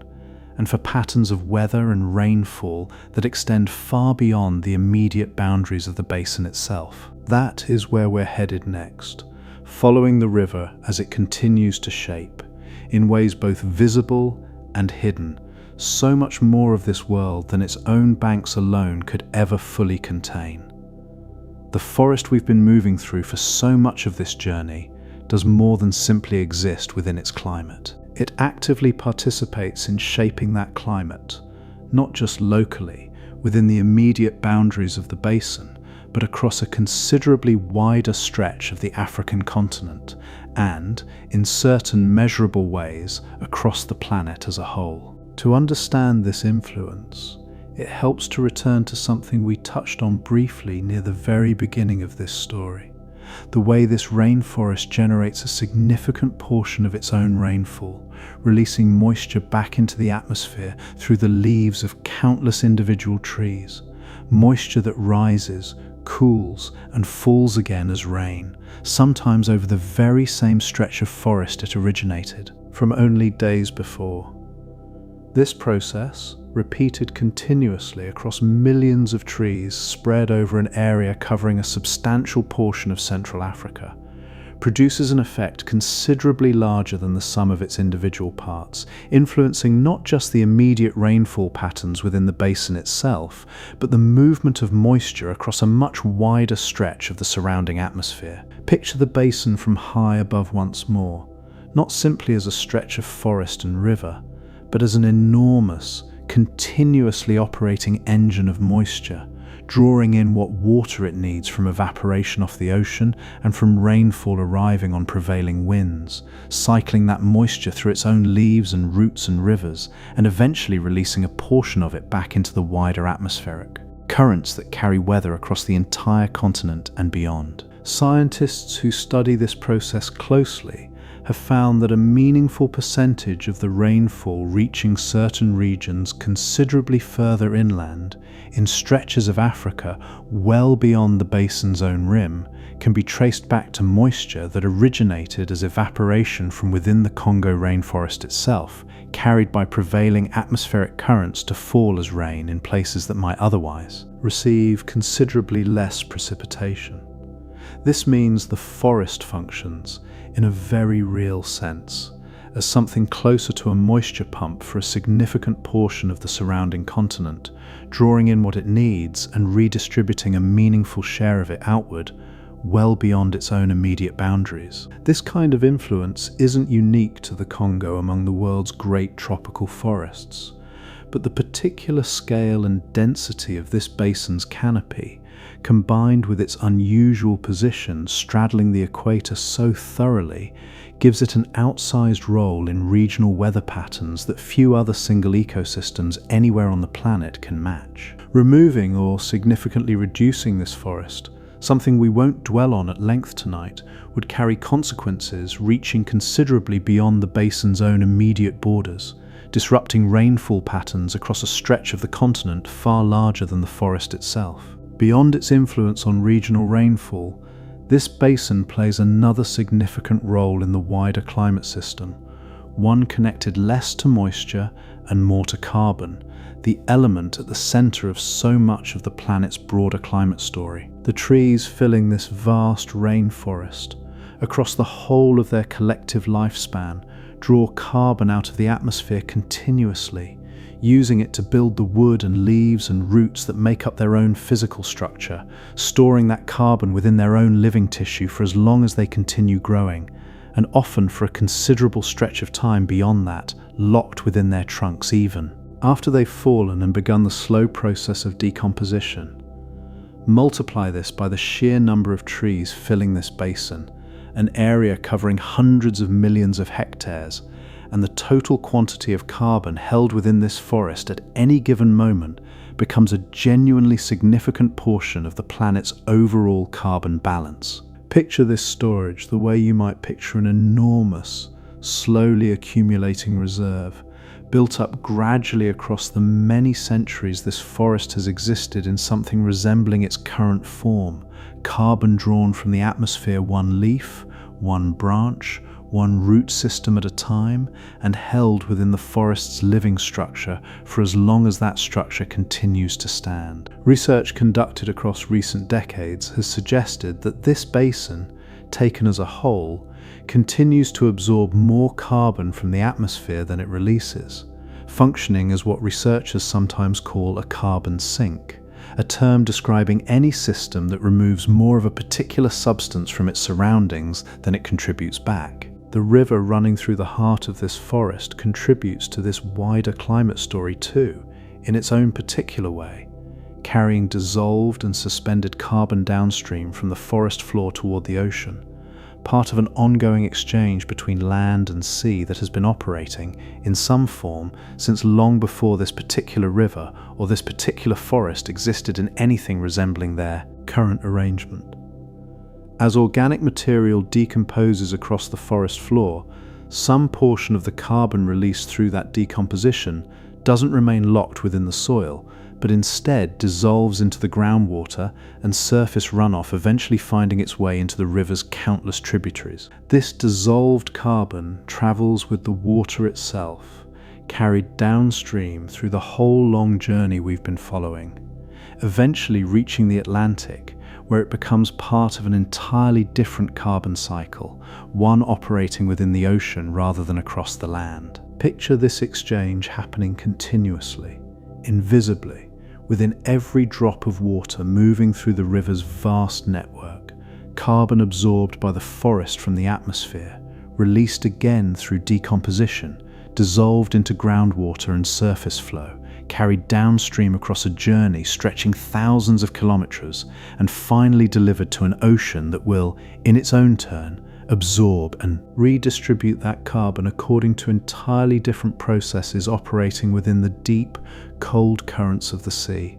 The river, in this sense, functions as something considerably more significant than a simple conduit carrying water from forest to ocean. It serves as one of the primary channels through which this entire region's carbon story connects to the much larger, planet-spanning carbon cycle governing so much of Earth's climate as a whole. This connection between forest, river, and wider climate brings us naturally towards something we've mentioned in passing several times already throughout this journey, and which deserves now to receive the fuller attention it has been quietly waiting for. The particular rhythm of flooding that shapes so much of life along this river's middle and lower reaches, a pattern unlike almost anything found on any other major river system on the planet, owing directly to the same staggered, equator-straddling rainfall pattern we explored earlier in this story. Remember that because the Congo's basin spreads so thoroughly across both sides of the equator, its northern and southern portions experience their wet and dry seasons at opposite times of the year. This staggered rhythm means the river's overall volume rarely swings between the extremes of flood and drought experienced by many other major rivers confined more entirely to one side of the equator or the other. But this doesn't mean the river remains entirely unchanged throughout the year. It simply means the changes it does experience follow a more complex, doubled pattern, two separate flood pulses arriving at different points across the calendar, one driven primarily by rainfall in the northern portion of the basin, the other by rainfall in the south. Picture the river across the full span of a single year, its level rising and falling not once, the way many rivers do, but twice, each rise corresponding to the wet season arriving in one half of this enormous, straddling basin. The northern flood pulse typically arrives as the northern hemisphere portion of the basin moves through its own wettest months, swelling tributaries, draining that half of the watershed and feeding an increased volume of water into the main channel. Some months later, as the northern rains ease and the southern portion of the basin moves into its own wet season, a second, often somewhat larger pulse follows, driven by rainfall gathering across the broader southern reaches of the watershed. This double rhythm creates a flooding pattern considerably more complex and considerably gentler in its overall extremes than the single dramatic flood season many other tropical rivers experience. Rather than one overwhelming surge followed by a long, dry recession, the Congo offers something closer to two moderate rises and falls spread across the year, each one significant enough to reshape the immediate landscape along the riverbanks,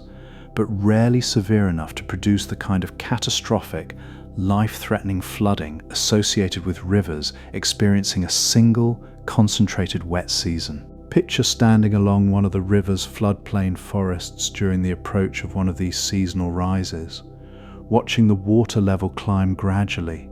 day by day, first reaching the lowest exposed roots of trees growing nearest the water's edge, then continuing to rise, eventually submerging ground that stood entirely dry only weeks before. This isn't a sudden, dramatic event, the way flash flooding might arrive elsewhere on the planet. It happens with the same patient, unhurried quality that has characterized nearly everything we've followed throughout this entire journey.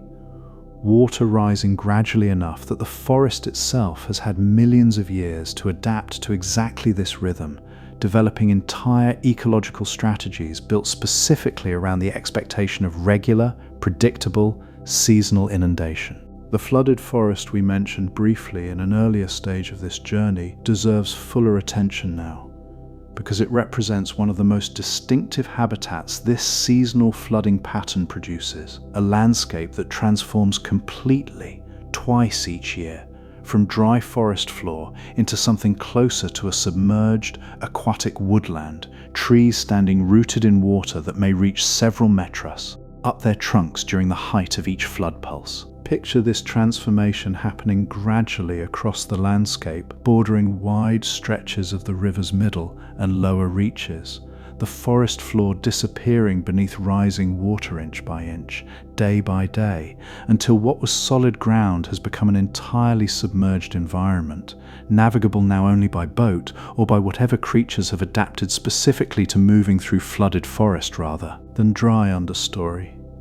Fish move freely through this temporarily submerged terrain, exploring territory entirely inaccessible to them during the drier months, feeding on fruit and seeds that fall directly from the branches above into water that only weeks before would have offered no such easy harvest at all. This particular adaptation, fish feeding directly on fruit fallen from flooded trees, represents one of the more remarkable relationships this ecosystem has developed across its long history of adjusting to the river's predictable seasonal rhythm. Certain fish species have evolved specifically around this seasonal opportunity, their feeding patterns and even their reproductive cycles timed closely to the arrival of each flood pulse, ensuring their offspring hatch and grow during precisely the weeks when flooded forest offers the greatest abundance of easily accessible food. In turn, these same fish likely play a role in dispersing the seeds of the very trees whose fruit they consume,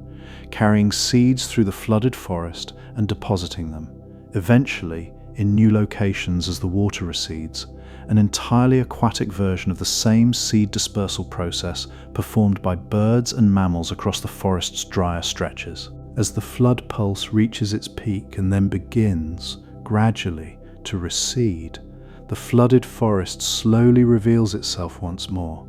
water levels dropping day by day until tree trunks that stood submerged for weeks or months finally emerge back into open air, their bark often marked by a visible line showing exactly how high the water climbed during that particular season's rise. The forest floor, exposed once more, carries the accumulated sediment deposited during the flood, a fresh layer of nutrient-rich material left behind by the receding water, enriching the soil in a way that mirrors, on a considerably smaller scale, the same process that has shaped fertile floodplains along rivers throughout human history all across the world. Picture walking across this newly exposed forest floor in the weeks immediately following a flood's recession, the ground still carrying a faint dampness, small pools lingering in whatever low depressions the receding water hasn't yet fully abandoned.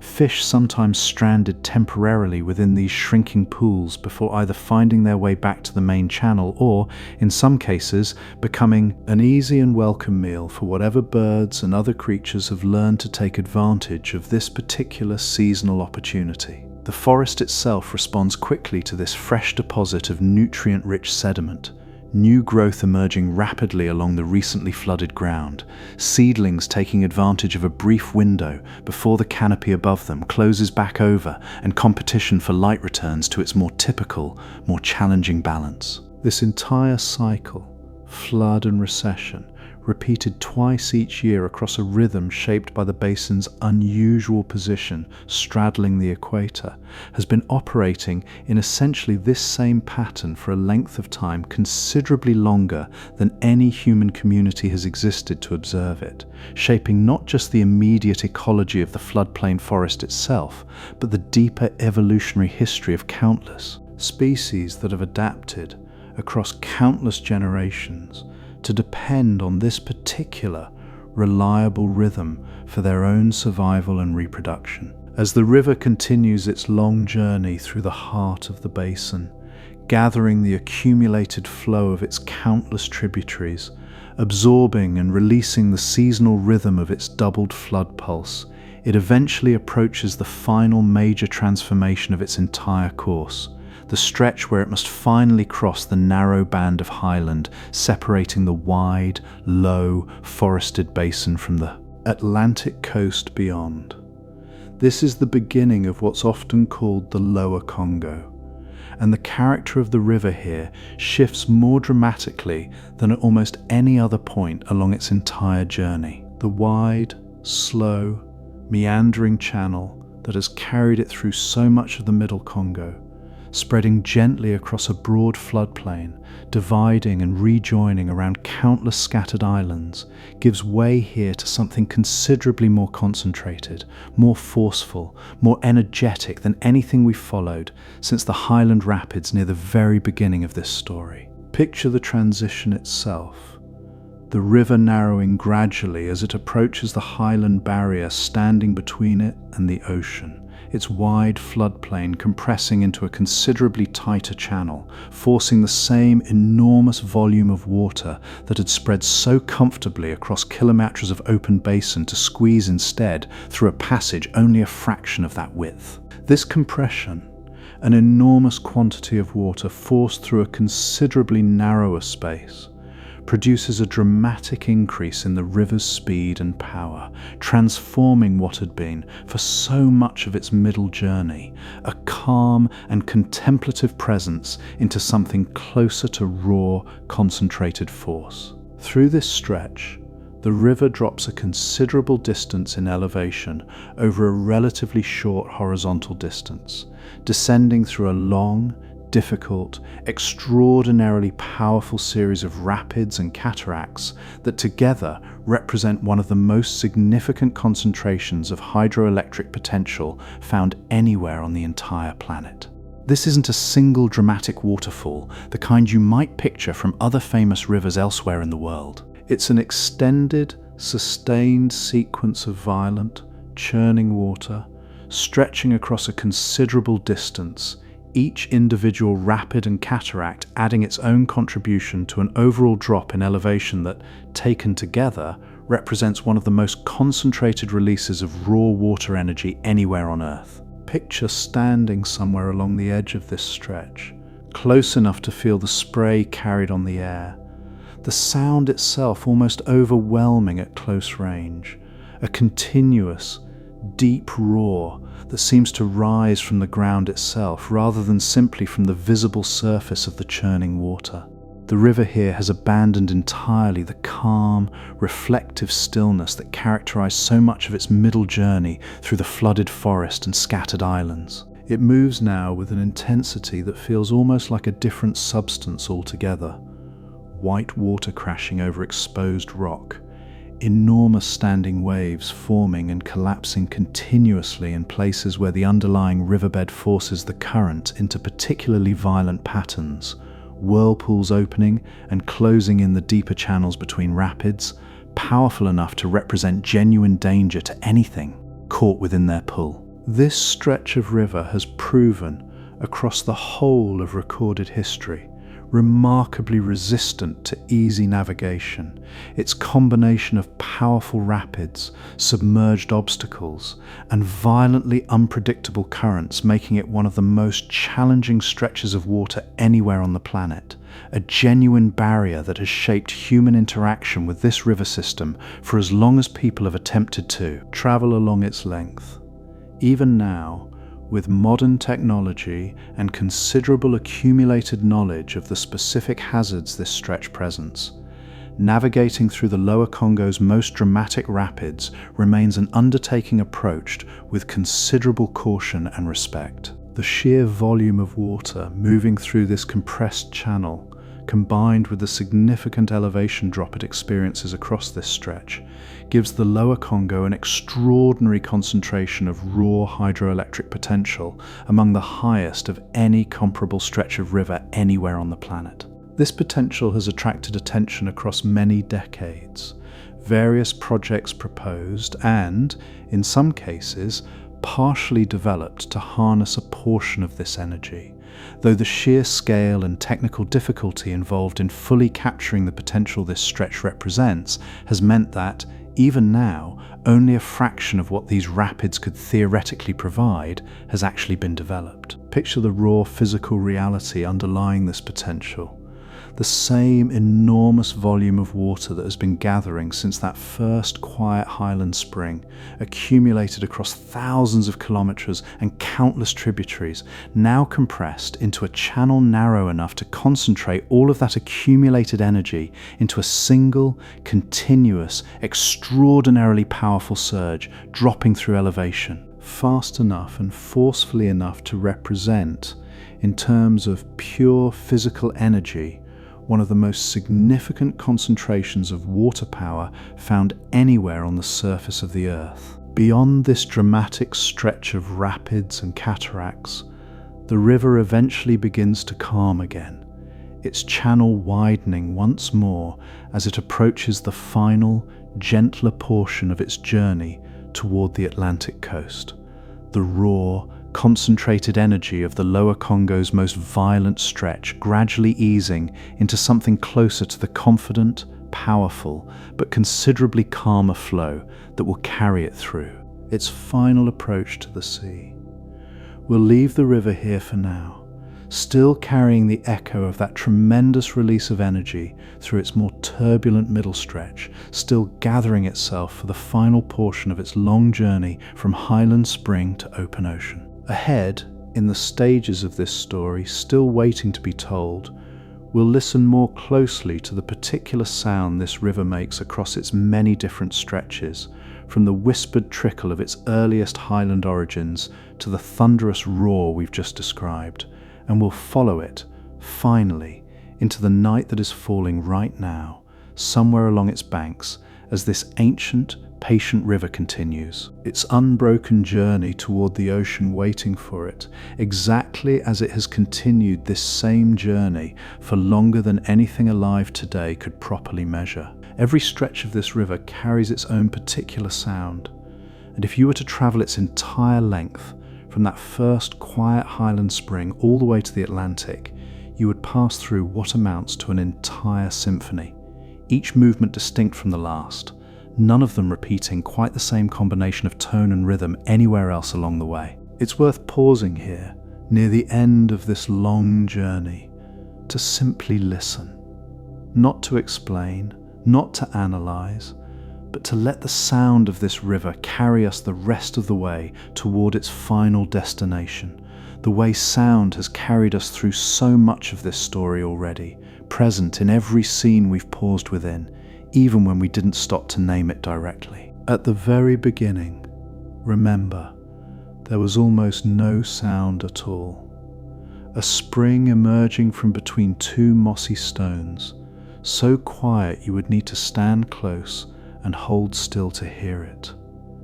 The faintest whisper of water finding its way over stone, barely distinguishable from silence itself, present more as a suggestion of sound than sound in any full sense of the word. That quiet grows, gradually,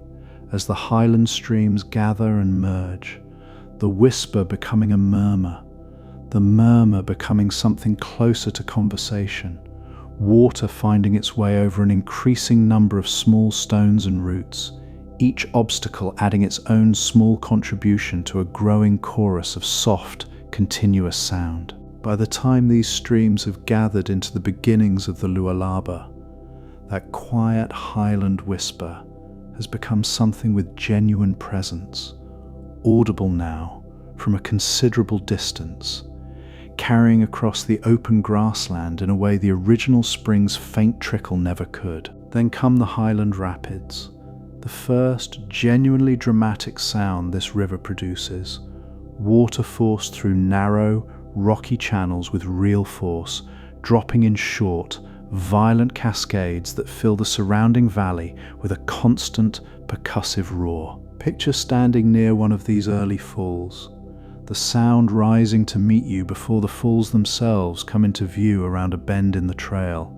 a wall of white noise growing steadily louder with every step, until finally you round the corner and the source reveals itself, water crashing over exposed stone in a continuous, churning cascade, the roar so complete that conversation becomes difficult unless you raise your voice to compete with it directly. Further downstream, as the Lualaba widens into calmer stretches, the sound softens again, though never quite returning to the delicate quiet of the earliest highland spring. This is a different kind of quiet, deeper, more resonant, the wide, slow-moving water producing a low, continuous murmur rather than the sharp, bright chatter of shallow water tumbling over stone. Along these calmer reaches, other sounds begin to layer themselves over the river's own steady presence. Birds calling from the forest closing in along both banks, insects filling the humid air with their own constant, textured hum, the occasional splash of some creature moving through the shallows or breaking the surface briefly in search of food. This is where the forest itself begins contributing meaningfully to the overall soundscape.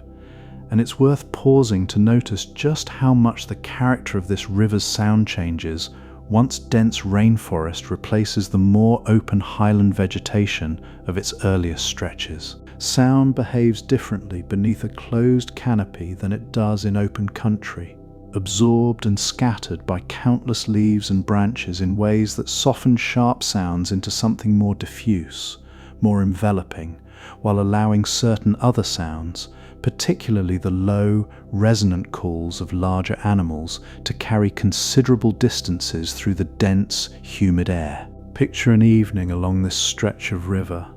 the light fading slowly through the canopy overhead, and the sound of the forest shifting gradually as daytime species grow quieter and nocturnal ones begin, tentatively at first, to make their own presence known. The river itself continues its steady murmur beneath all of this, a constant baseline against which every other sound in the forest seems to position itself, present and unchanging even as everything above and around it shifts through its own daily rhythm of activity and rest. As the river grows wider still, entering the Great Bend and the long, slow stretches of the Middle Congo, its own direct sound grows quieter in proportion to its size,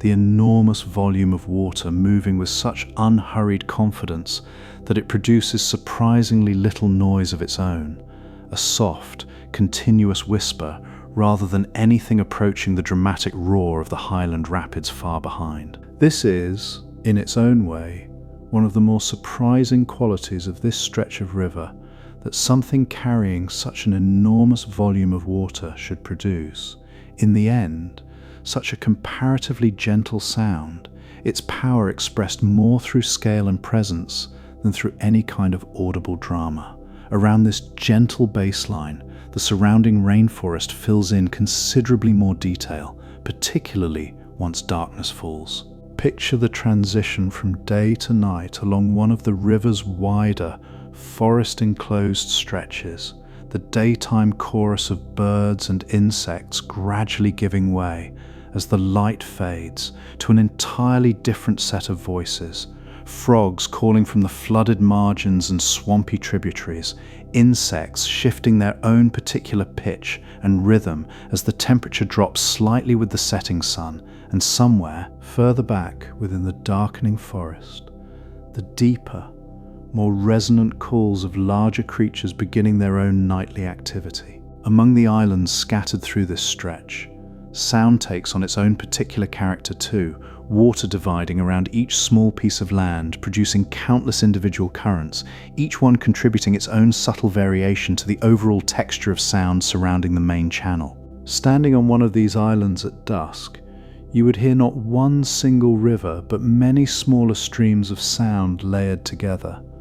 water moving past on every side, each channel offering its own slightly different pitch and rhythm depending on its particular width and depth and the particular obstacles shaping its flow. Deeper still within this remote, isolated stretch of the basin, in the Blackwater tributaries we described earlier,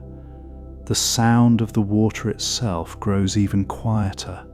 these darker channels typically moving with less overall volume and less dramatic current than the main river, producing a soft, almost meditative quality that stands in noticeable contrast to the more energetic character of the primary channel. Paddling along one of these tributaries, the loudest sound you're likely to hear comes not from the water itself, but from the surrounding forest, a constant, layered presence of insect and bird and amphibian voices, occasionally interrupted by the sharp crack of a falling branch, or the sudden splash of something moving quickly through the water nearby, startled by your own passage into a hasty, temporary retreat.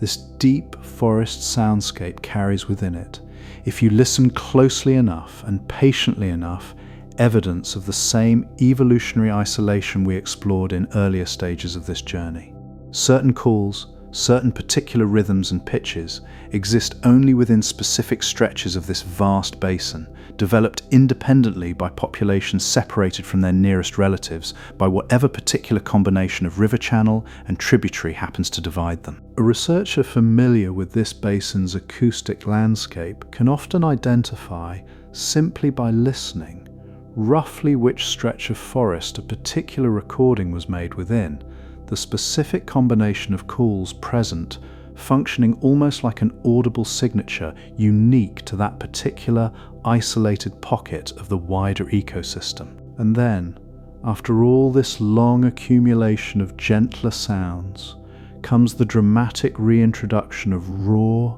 overwhelming noise, as the river finally reaches the lower Congo and begins its violent descent through the narrow highland passage separating the basin from the Atlantic coast. We described this stretch already in terms of its raw physical power,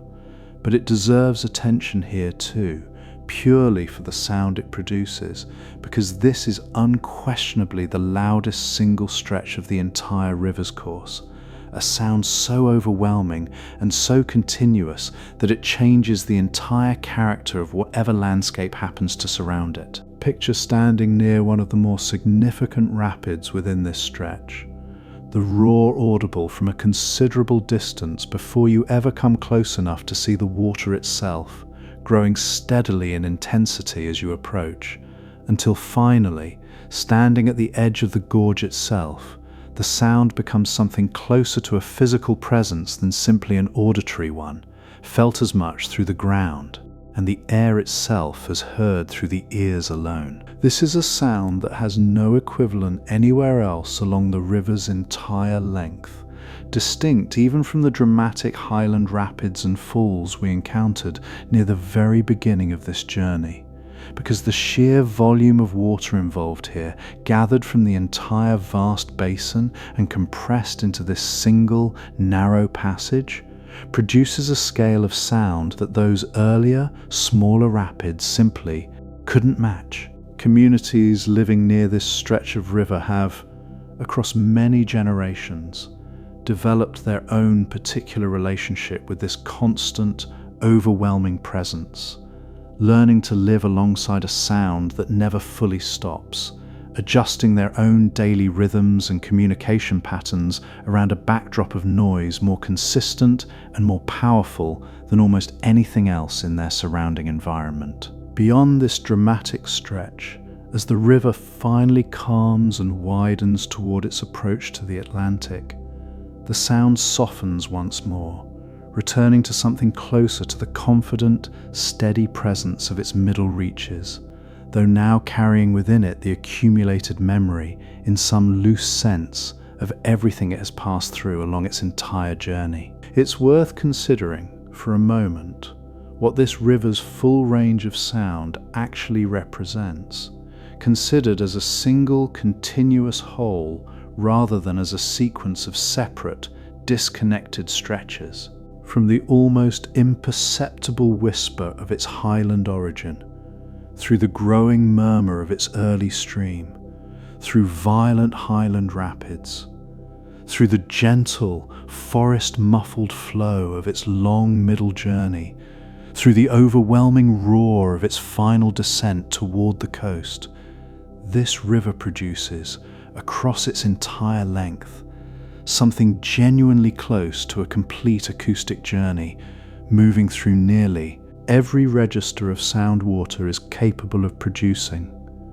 before finally releasing all of that accumulated energy into the vast, absorbing quiet of the open ocean waiting at its end. Now, as this long journey through sound and scale and season finally begins drawing toward its close, let's turn to where the river exists at this exact moment, tonight, in whatever hour happens to be passing over the whole of Central Africa as you listen to this. Somewhere along the river's vast length, right now, it is night. Depending on the particular season and the particular stretch of river you might choose to picture, that night could be settling over quiet highland grassland, over dense, humid rainforest, over one of the countless scattered islands dividing the river's wide middle channel, or over the violent, churning rapids of its final descent toward the coast. Each of these settings holds its own particular version of night, shaped by everything we've explored throughout this entire journey, but all of them share, at their core, the same essential quality: the river continuing its patient, unbroken flow regardless of whatever darkness has settled over the landscape surrounding it. Picture, for a moment, the quiet highland spring where this whole journey began, now resting beneath a night sky considerably clearer and considerably more visible than anything found deeper within the forest further downstream. The mist that gathered so thickly in the early morning hours has long since dispersed, replaced now by the particular clarity that often settles over highland country after dark, stars visible in genuine abundance against a sky largely free of the humidity and cloud cover more typical of the lower basin. The spring itself continues its quiet work regardless of the hour, water still finding its way out from beneath the hillside, still gathering into the same shallow pool, still beginning the same patient journey it has been making for longer than any single night could properly measure. Further downstream, within the depths of the rainforest proper, night carries an entirely different character, the canopy overhead blocking most direct view of the sky, replacing visible stars with the deep, layered darkness of forest interior, broken only occasionally by scattered patches of moonlight finding their way through gaps in the leaves above. Sound here,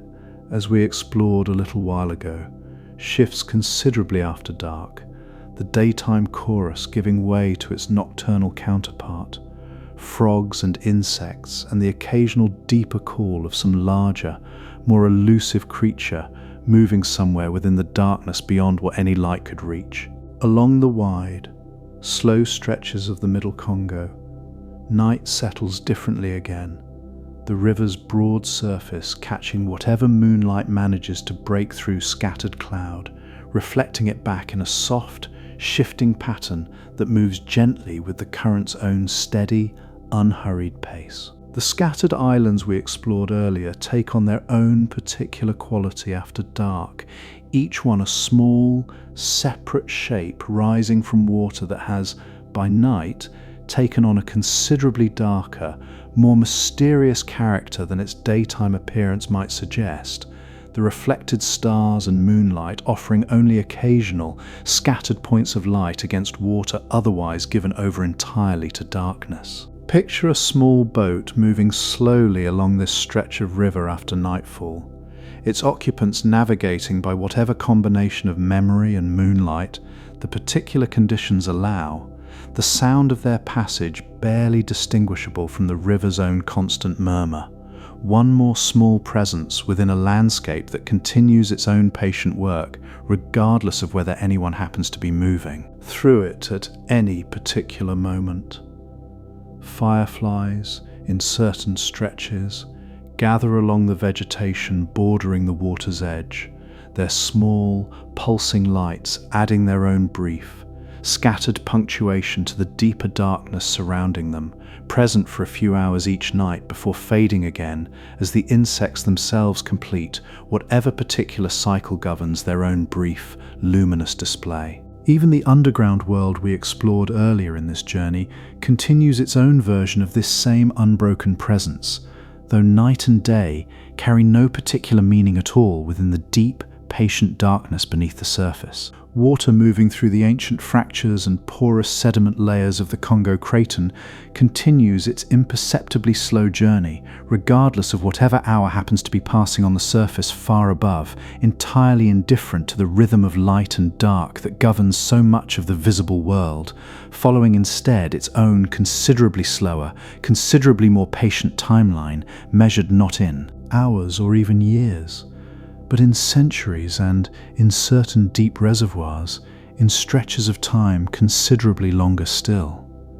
This is worth sitting with for a moment, the recognition that this river, in its full extent, never actually experiences the simple binary of day and night the way the visible surface world above it does. Somewhere within its reach, at every single moment, water exists in every possible state this entire story has followed, falling as fresh rain somewhere across the basin's vast rim, gathering into highland streams, tumbling through rapids, resting in the deep stillness of flooded forest, moving with patient slowness through hidden underground channels, and finally, after however long a journey each particular molecule happens to have taken, reaching the wide, calm stretches of the lower Congo before continuing on toward the Atlantic waiting at its end. The animals we followed earlier in this journey continue their own particular relationship with this unbroken presence too, each species settling into whatever rhythm of activity and rest its own particular evolutionary history has shaped across countless generations of adaptation to this specific stretch of river and forest. Some rest now, deep within whatever shelter they've claimed for the night, their bodies settling into whatever particular posture and stillness their own species has developed across its own long evolutionary history. Others are only now beginning their most active hours, moving quietly through darkness their ancestors have navigated for longer than any human record could properly trace, guided by senses adapted specifically to conditions where sight offers considerably less advantage than it does during daylight hours. And now, as this long journey finally approaches its close, let's follow the river one last time toward its final destination, past the lower Congo's dramatic rapids, past the last of the highland barrier separating the basin from the coast, toward the wide, calm approach where the river finally meets the Atlantic Ocean, waiting at the end of everything we've followed so far tonight. The Congo finally reaches the Atlantic quietly, its fresh water gradually blending with the immense ocean beyond. The journey that began as a small spring in the highlands becomes part of something even larger, joining the endless cycle of rivers, oceans, clouds, and rain that has quietly connected our planet for millions of years. The Congo is still flowing tonight, quietly through rainforest, its water moving beneath a canopy so dense that little of the sky above ever reaches the water's own dark, reflective surface. Across ancient rock, following the same deep, patient structure laid down over 2.5 billion years ago, long before anything resembling a modern continent existed anywhere on this planet. Into the Atlantic, where its long journey quietly becomes part of the endless rhythm of the ocean beyond, exactly as it has for millions of years, long before us and long after us. Good night, sleep well.